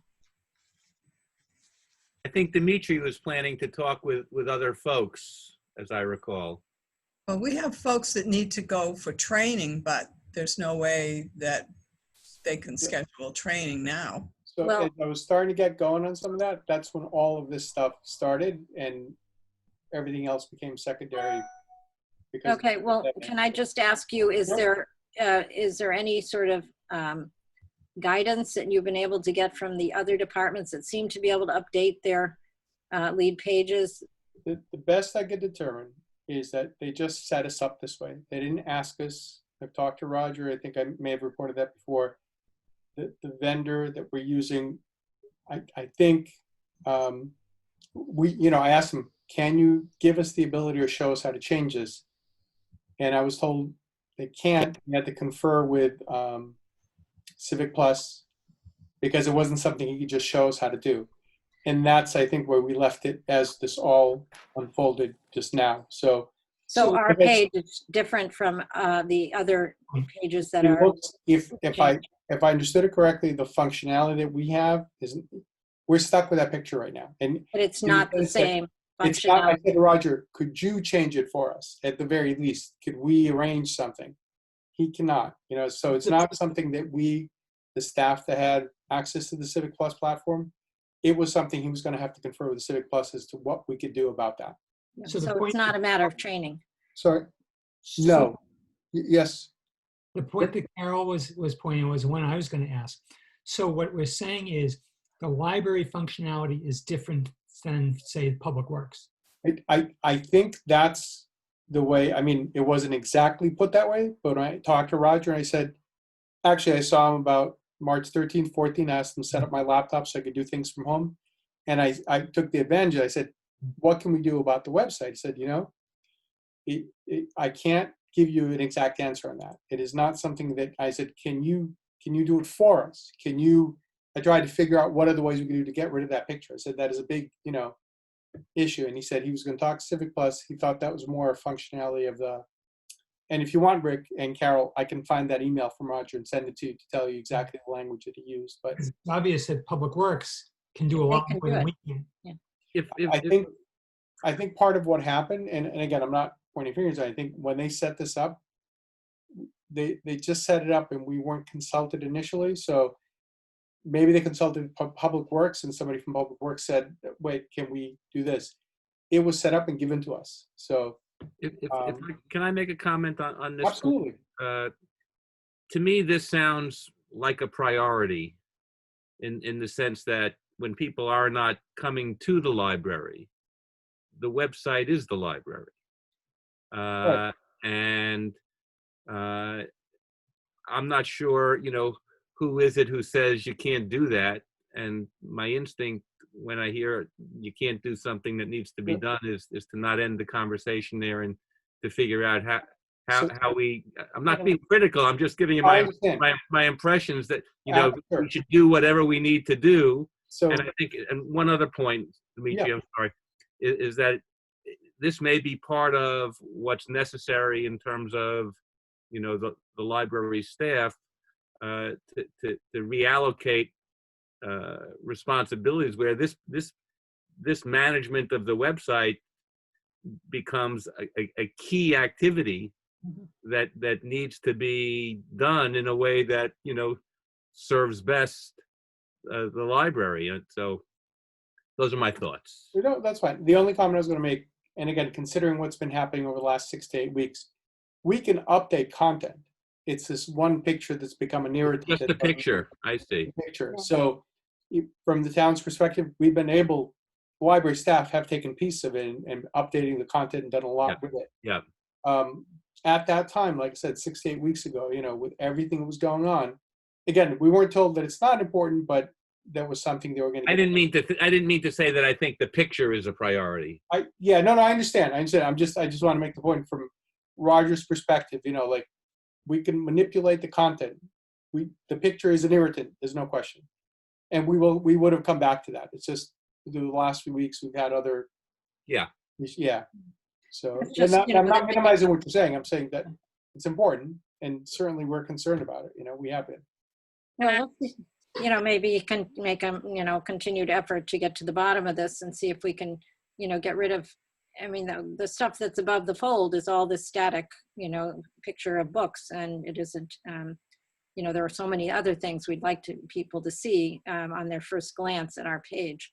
So. And I will say this has been my first day back in the library. I'm going to come in some days and work from home some days, and I will follow up on this. But the last few weeks, Roger and other town staff had been focused on everything that's going on. So Okay, well, that's obviously there's a lot to think Carol, about this first week. Carol, Yes, Anna. I just want to point out that this has been going on for months. This is not the first discussion we've had about this. Nope. And I understand that. I'm glad to hear that the content can be updated. But I have to echo what Jay said. I couldn't have said it better, that the face of the library is right now the website. And as such, there has to be, we cannot allow months and months to go for something so simple, in my eyes, that cannot be changed. There's got to be something that we can be done. It is a picture. It's not reconfiguring the whole architecture of a website. So I just wanted to point that out. It's been a long time. It has been a long time. Well, okay, noted. Carol? Yes, okay. So I did spend time, I looked at all the different town department websites. The issue is that on the main town webpage and the library both have a gigantic photo that takes up most of the space. And there is a box on the library webpage. We can all easily see it. There's a box on the right, big box on that photo called Public Library Highlights. Now on the main town webpage, they use that box all the time to put new things. For some reason, I don't know, our Public Library Highlights big box that's on the big picture never gets changed. It seems like the town has an ability to change what's in that box, and that could be done. All the other town departments have a much sort of skinnier, just a bar of a picture, and their information that is below the main picture shows on the web page because the picture itself is small. So that's just in a nutshell, What's the problem? Great point. Or not. So, as Jay said and Anna just said, there are things that can be done, and I know it's been a tough time, so we all understand that. I will convey all your comments and pick this up with Roger again as I can. Good. Thank you very much, Dimitri. All right, let's move along. Strategic plan. I think it was suggested that the trustee goals report on technology we put off. We don't really have, we've been sort of sidelined. So we will reschedule that. Marketing and outreach. Does anybody want to speak to that? There's been a lot of publicity of the digital resources that have been made available, that are available despite the physical shutdown. Does anybody want to speak to that particular point? Gesundheit. Thank you. Put a mask on. That was not a comment, I guess. And Carol, Yes. I want to say that the library has been doing a great job in the outreach efforts via social media. I've seen they're constantly coming on my feed. I see that there's constant material, new announcements. it's been really an ongoing effort, and I want to commend them for that. I know we had already mentioned that earlier with the Stephanie and Paula, but in general, I think there has been tremendous effort to make what is available known, even virtually. Yes, that's excellent. Yeah, excellent I'll point. be curious though. I think we mentioned this earlier as well on the metrics. We're so used to getting metrics of how many people access this and that and showed up for this effort. So I'll just be curious to see if there are any metrics that we could reference to see the progress over weeks or over months. It's been only 2 months, but still. All right, thank you. Someone else had asked, I've forgotten who it was, asking for metrics on some of these, the usages, perhaps the people that signed up for the various programs, virtual programs, the children's department. Yes, I think they've been doing a really good job putting out there what's available. And, it would be interesting to see what that results in terms of usage numbers on various of these avenues. Diversity, Anna, do you have anything that you wanted to describe? There was I have a couple of quick updates. One is at April 14th, we had a Zoom session with Lillian Elmore, who is a senior student at Lexington High School, and she spoke about diversity and inclusion. She has cerebral palsy, and she is actually going to college in a year or so. So we did this, we collaborated with the Needham Diversity Initiative and the Special Education Parent Advisory Council to put this effort, this together. It was originally planned for April 14th in person. This is pre-COVID. And what we decided just to transfer it to a Zoom, a virtual environment. And we had about 40 registrants. Yeah. Actually, we recorded the event. Has closed captioning, and has been uploaded in YouTube, the library's YouTube channel. So that is available now. Yeah, it is. Okay. It's about 38 minutes long. And then the second event is as part of our diversity and discussion book club. We had also an event planned for March 12th. For the book, The Body Papers, with author Grace Toulousan, who's local. She had offered to come. We were going to have her come, and we had to cancel it. So we rescheduled it for May 16th.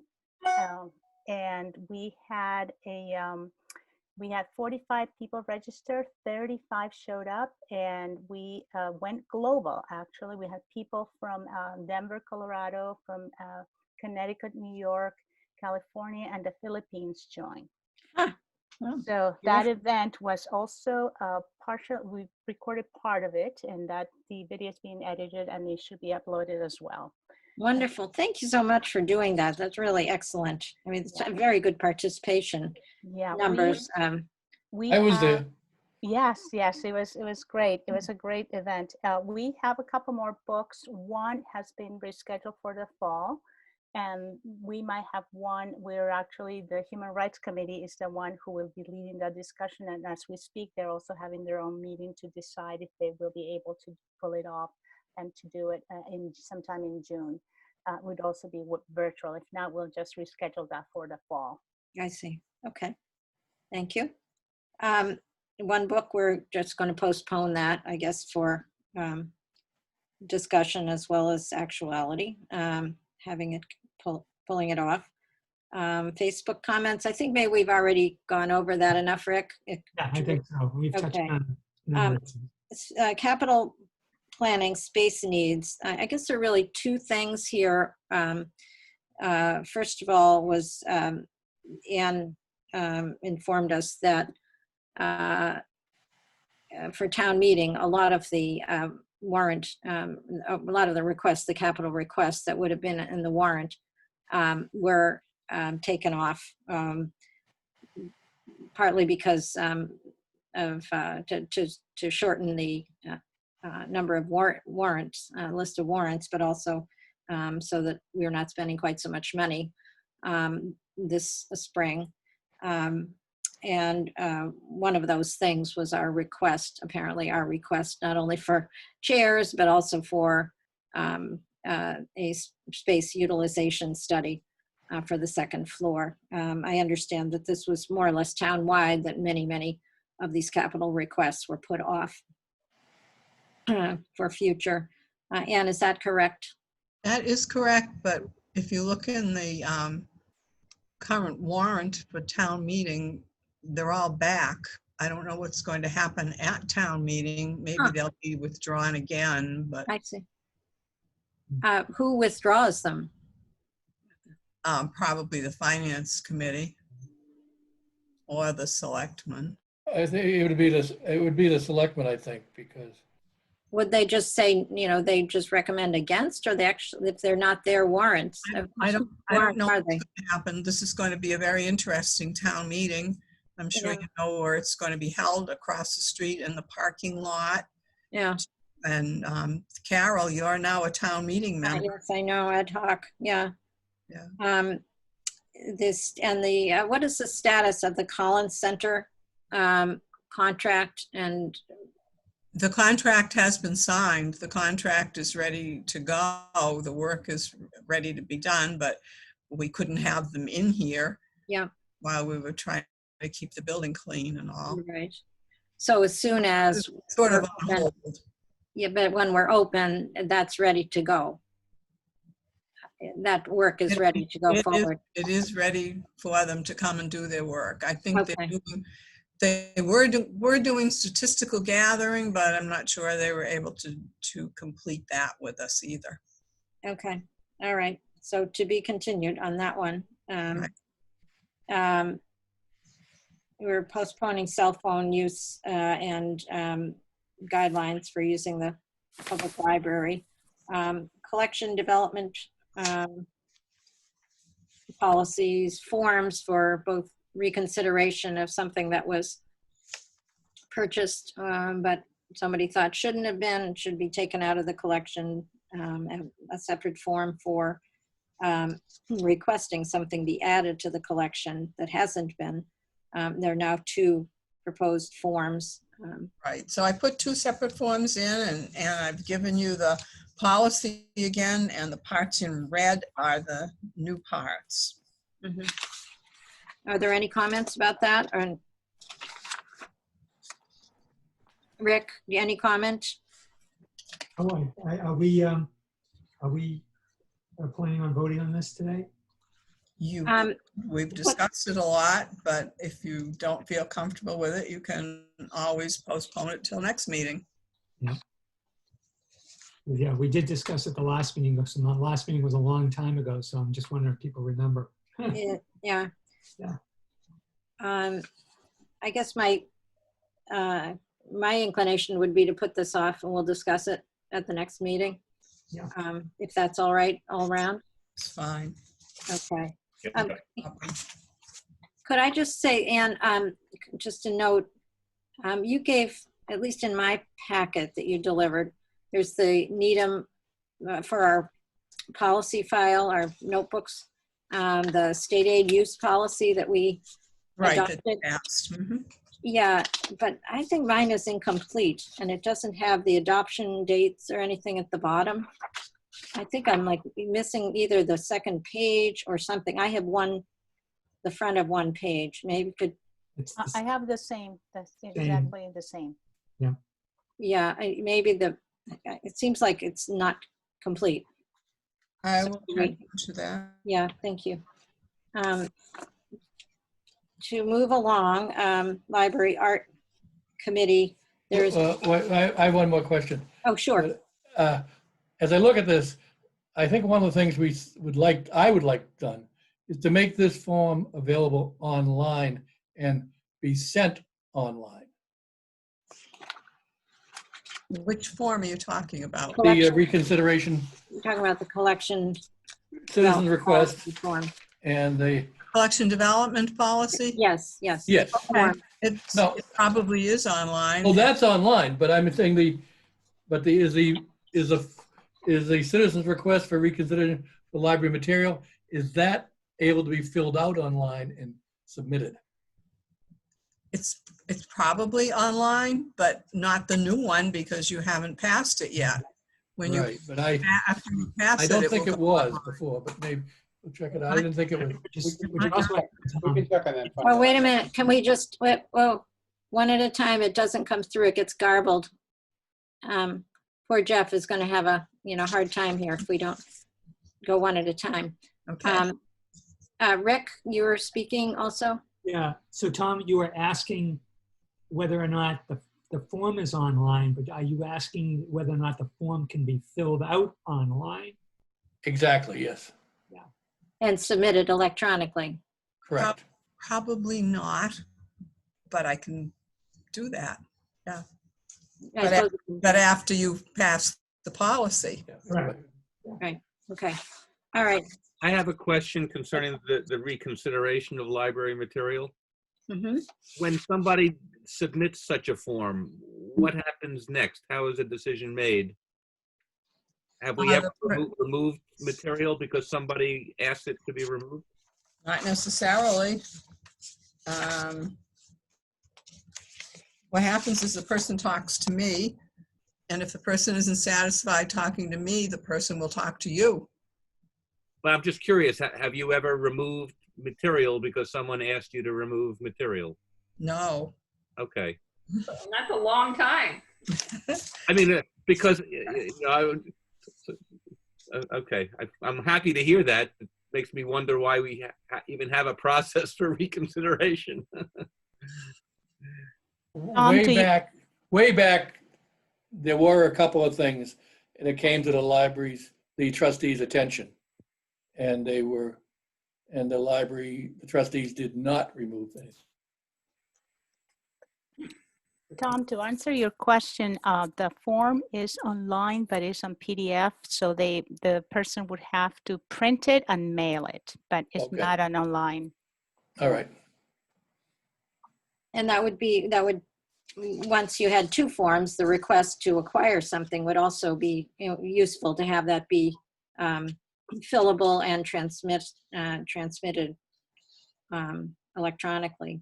Right. So after you pass this collection development policy and we post what you pass, I'll make sure that the forms are available to be filled online and submitted electronically. Yeah, that's great. I don't know how you do that, but I know it's possible, so that would be great. Let's move to the art committee. I still am chairing it. Not the current exhibit when the library closed was Nancy Walton's, and her work has been sort of marooned. I think Gay Ellen was getting in touch with her. She would like probably to give it back to her. The library is not going to be physically open for a while, but we are going to discuss, what the next move should be and whether we need to. We don't actually have an awful lot scheduled for several months. So in a way, it's a good thing that we do not. If there's no one to, no one going to see these exhibits. We haven't promised our wall to anyone. So I think it'll work out. We'll just have to, it occurred to me, maybe we'd want to keep the artwork up, but we'll see. I think we need to check with Nancy Walton first. I see her every day, so I could ask.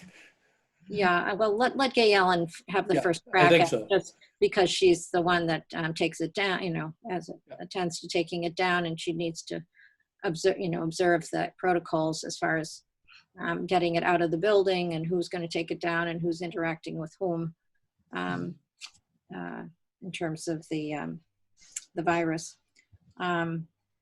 So there's nothing more on that. Nick Iver, the last presentation with Pearpoint Glass was scheduled for April. Rick? So yeah, I mean, it seems so long ago, but the last non-postponed was Lynn Hovey, who gave a wonderful presentation. Yes, I think you reported in March, yeah, Yep, on him. yep. Yeah. And we were going to do Pearpoint, but obviously Pearpoint, but obviously the library was closed, so we had to cancel. Yeah, so that's just purely canceled. It's not unexpected to be Correct. yeah. How could we reschedule when we don't even know when the library is going to be true. open? Yeah, so I think that's the wisest course. So I guess, Anna, you will have the freedom to choose something on the assumption that we will be open next winter to have a MacIver series. But I'm sure that knowing as you do all the things about Zooms and virtual and internet, that you'll probably have in mind something that, if need be, could be done virtually. I know, and I was thinking about that. I'm going to give it some thought, and maybe we can start a little earlier, maybe early fall, with something virtual. Of course, you know, technology is not favoring me tonight, so I'm gonna kind of regroup for now. But yeah, no, I'll start thinking on it about it. Thank you. And I don't know how that works when you know, we're not worrying about scheduling the community room if it's virtual. Where it's limited as to when these things can be scheduled. I think the main issue, in my opinion, in these past 2 months has been there was a lull for a while, maybe a couple of weeks, and then all of a sudden there was virtual, and I felt inundated. There were webinars from everybody everywhere. So we are competing at a different level. Yeah. It's more about length and who, you know, what hook do you have? What if the topic is exciting and you know, it's a niche topic and so forth. So there are ways, but there's definitely, is a different way of how do you capture an audience, given that, you know, there's so many more competing events. Yes, yeah, I agree. That's a challenge, really. Yeah. Okay, Friends of the Library, I think Jay, you said you could report. Sure, I'll give a brief summary. The March meeting was canceled soon on the heels of the shutdown. We did have a Zoom meeting late April, and the main things I suppose to mention, Anne was there and she reviewed the library's response to the COVID-19 shutdown and the shift to remote operations. She noted, you're probably already aware, about how Macmillan dropped its embargo on library ebook purchases, which had been a big issue at the time. The Friends were sad to acknowledge the cancellation of the May and June book sales, both as a matter of liking the sales and also liking the money that comes in from the sales. There was discussion about the speaker programs under Margaret Pantridge's chair. The committee had put together a nice plan for the next year. It seems reasonable to anticipate that some of the early speakers in the fall may be canceled or postponed. That's a little bit on hold.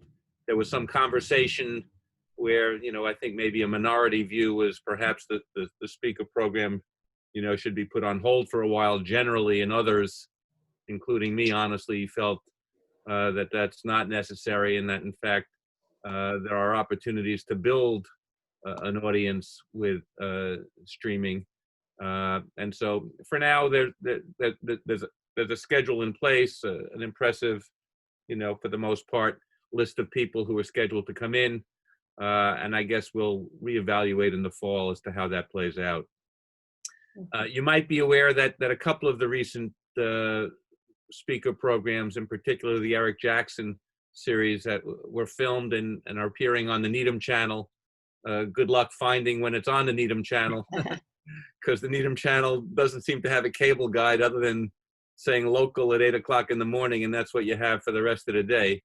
That's a problem for the trustees of the Needham channel and not for the trustees of the library, but it's not an easy thing to find when the program's going to air. And last, the Friends acknowledged, you know, we're thinking of Greg Shesko and made a generous contribution to the library in his name and put together a letter to him with comments from the Friends, sending him all our well wishes. he received that commendation from the select board not so long ago as well, which was very nice.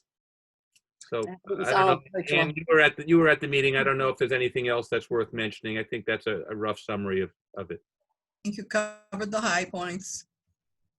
Okay.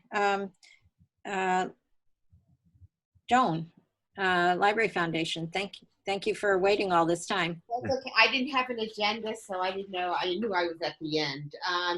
So the endowment is still healthy, although as you can imagine, we have lost money, but we're still at 1.371, $1,371,817 as of last month, as of April.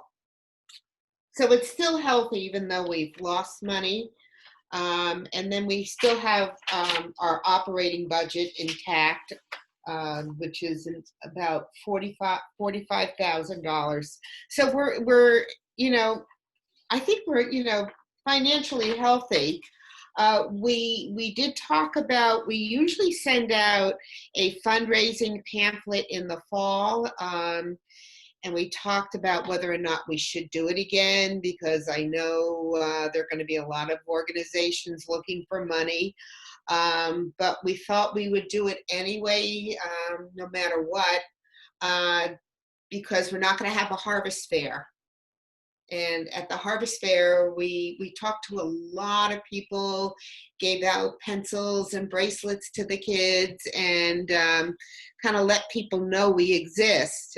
So we figured we'll send out the pamphlet, even though we're not, hopeful that we'll meet last year's fundraising. We don't, it's just.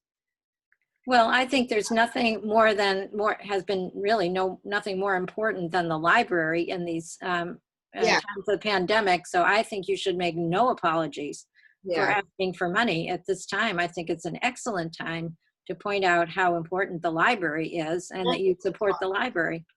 That's what we talked about. So, so we are sending it out, and that's in the fall. And other than that, there wasn't, and we're just going to try to up our own publicity. We'll have an article in June when we vote in our new members. And then we've been still taking care of the little free libraries, although one of them is not functioning. The one at Town Hall is down. I don't know if anyone has noticed. Was it taken down, or was it seemed to, I don't know if it was vandalized, but all of a sudden it wasn't upright anymore. Yeah. But the others are fine. Although the one at Greensfield, I don't think you can really access. You couldn't get to it now. Yeah, it's locked up. Yeah. And, at Perry Park is still pretty active, and the one at the Heights, I haven't checked it, but it's, from what I understand, it's in good shape and being used. At the station. Yes. Yeah. And I just wonder what the implications are of that. I guess it's give and take. You're not supplying it at this stage. Well, we are. We have two ladies on a regular basis who do check them and make Where are the books coming from? I mean, normally they were donations to the book sale. Yes. And they had a number of books in their homes. Oh, they had stored them. Yeah. That's what they're using. I see. Okay. And I actually had some. So on my walks, I've been resupplying. Yeah. I mean, I don't know if there's danger of having people exchanging books in these things. Well, that brought up, like, should we even have these? And I said, well, when I opened it up, I had gloves on, and, people just will be cautious. But from what I understand now, they're saying that we shouldn't be as fearful of the virus, living on paper and plastic the way we thought it would be. So people who are nervous won't use them, and people who are anxious to use them, I think will take the normal precaution. Yeah. All right. Well, let's hope. Anything else you'd like to report for today? I think that's it. I'm looking. Yeah, that's it. Great. Well, thank you very much, Joan. You were very patient. My pleasure. Yeah, we come to trustee comments. Excuse me, I'm sorry. Can I just ask Joan a couple of quick Of course. questions? Sure. I'm not that familiar with the foundation and how it works.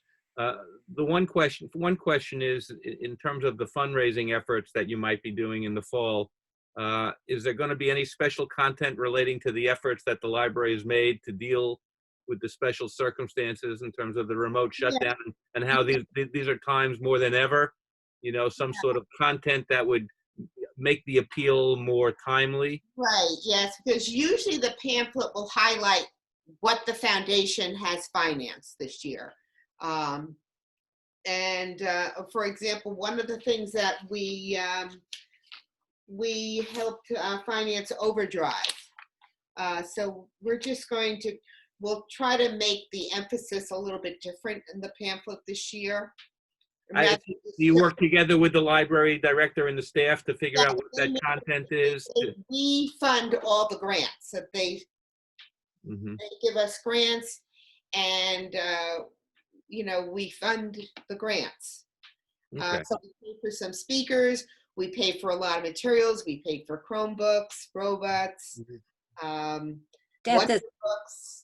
Joan, in this time of shutdown, maybe the things that the library staff could give you extra material for are the usage statistics for Overdrive and how much is attributable to, I suppose it was the Advantage part of it that the foundation was funding, or? Sure, I'll be honest, I'm not sure. But that's something we'll have to figure out. You might want to, work with them, as Jay was saying, on content that's most appealing, because that's most immediate. What's been right. Yeah. And that's one of the reasons why we decided to go with the pamphlet as well. Yeah, great. Yeah.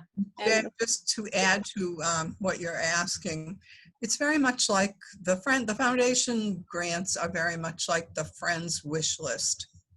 Mm-hmm. We make a list of what our needs are, and we split between the two groups. Right. No, and I get that, but that has to do with how the money is used, and I'm talking about the appeal for money. And yes. Okay. Yeah. And my next question is really just quick and curious. What sort of account it's a nice chunk of money. What sort of account do you keep that in? And, and do you have considerations about the future of the economy? And it's not my forte, but we have used a company called Lightship. They're based in Wellesley. I don't know much about them, but they've been taking care of the foundation for a couple of years now. I mean, are they invested in the stock market? I'm just curious. I think it's very diversified. Okay. Yeah, they give us quite a booklet every year. Okay. All right. Any trustee comments? A quick question for Tom. Are you planning a trip to Key West? Mm-hmm. I think Tom dropped off. He dropped off. He's on his way there right now. Yeah, I think he was going for the Ernest Hemingway lookalike contest. You have to set your next meeting date. Are you going back to the second Tuesday? Good point. My inclination was that we could maybe attack some of these little, naughty little drafting things at a meeting if we were to go back to our regular second Tuesday of the month. Okay. But it's soon. That's the drawback. It's actually quite soon. That would be, I believe, the 9th.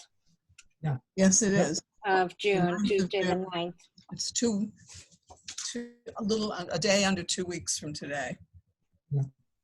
Is that right? Yep.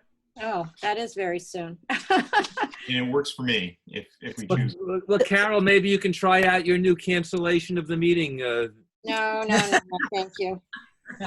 So Carol, is the idea to go over the items that were postponed? Because we usually have new material coming in. So, or are we, what is the well, behind it? If there are new things, then there are new things, but there are a lot of things that were postponed, and there are these things that we didn't really finish that we did discuss tonight, some of the policies. So my thought would be that we could use another meeting, as much as I hate to have another one so soon. And who's doing technology, the technology update? Rob? I will be. Rob, I don't know how much, maybe it's the ideal thing to report on actually during this shutdown time. I don't know, maybe you can get some numbers from Steph.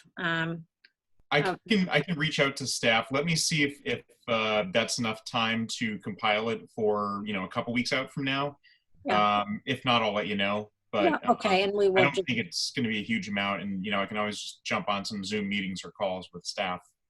Okay, if that works for you, that's great. You know, just maybe tune into what the, you know, what the goals are for that segment in our plan. And so you can respond in a little bit to that. I may reach out to Lois too. I believe she prepared the technology report from last year, so that will be a good roadmap. Okay, all right. Well, if you're willing, but let me know if it turns out that it's premature and, you know, we can't quite, you know, get to it. Sure. And we'll do it in July. So let's count on having our regular meeting in June. And we will discuss several things that were postponed. Maybe we can get back to the cell phone discussion, although we've really discussed that. I don't know if we're ever going to come to an agreement on what that should look like. I And thought we had sort of an agreement the last time it came up. We were going to ask the staff for their feedback. yeah, but the staff has a very different view from several of our members on whether it ought to be sort of everywhere except or just here, you know. But also now with this new normal, and even when the library will go back to having patrons, there's going to be some restrictions, you know, some physical distancing that's probably going to happen for months out. So the policy may change because of it. It's true. And in fact, I think Anne has told me that the furniture some of it's been removed so that there's no possibility of people sitting too close to each other. Right. So there are a number of things that are not going to be our normal, and maybe they never will be. I don't know. So maybe by that mere fact of that reconfiguring the layout of the space, that may take care of some of the issues that the phone policy wanted to address. Perhaps. I'm guessing. Maybe we don't need to stress over this so much right this moment. Maybe this is not, I mean, the library is not open. We don't actually know what it's going to be like when it is open, and we are planning to reconfigure. So all of those things make it maybe some of this maybe not a good use of our time. Right. So, so some of the policies that were postponed, we could go back to next time, and we'll send, you know, and I'll work out an agenda and send it around. So. All right, may I have a motion unless there's some other trustee comment? Move to adjourn? Yes, Second? all in favor? Aye. Aye. Okay, well, I really regret that it's my first meeting and it's 9:18 according to my computer. We didn't finish by 9, which would be my goal, but we had some slower going. There's extenuating circumstances. We don't have to drive home though. That's true. And it's slower going with the remote, you know, in terms of people can't all chime in at once. So, okay, well, thank you very much. Thank you. Thanks, everybody. Good night, everybody. Good night. Not all.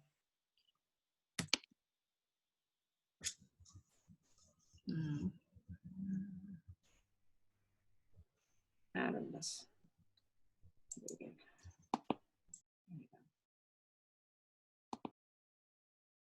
So Dimitri, Yes, sir.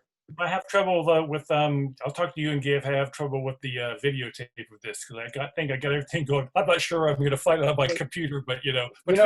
That's Jeff. That's the same thing I'm wondering. Like now, when I stop the recording, where is it saving it? Because at the beginning, it asked me where to save it or iCloud, I said, save it on my on my laptop.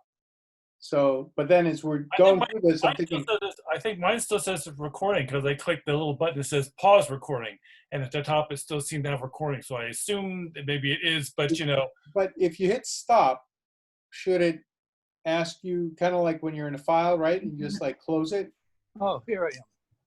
Can you hear me now? Yeah, and they have just adjourned. They just Okay. adjourned, Tom. So we'll see you later, Tom. I lost my internet connection. I'm calling That's all back. right. We let them know. You didn't miss much. You didn't miss much. It's okay. I was gonna make. anyway, I'm just I was warning gonna you. ask Rick. I was gonna ask Rick for a ride home. I'm just warning you, and I think it's saved on my computer. That was the intent, but who knows what happens, in which case it might be nice to have somehow access to it, and I'll talk to you. But I'll see you. Guys, when I end this session, it should start the going the backup to your computer. Okay? Okay. All right. All right. And that's what I'm about to do right now. So good night. Stop the I'll do that recording. to Jeff, and we'll touch base tomorrow. Sounds good. All right. Thank you, sir. Absolutely. Thank you. Good night. Good night.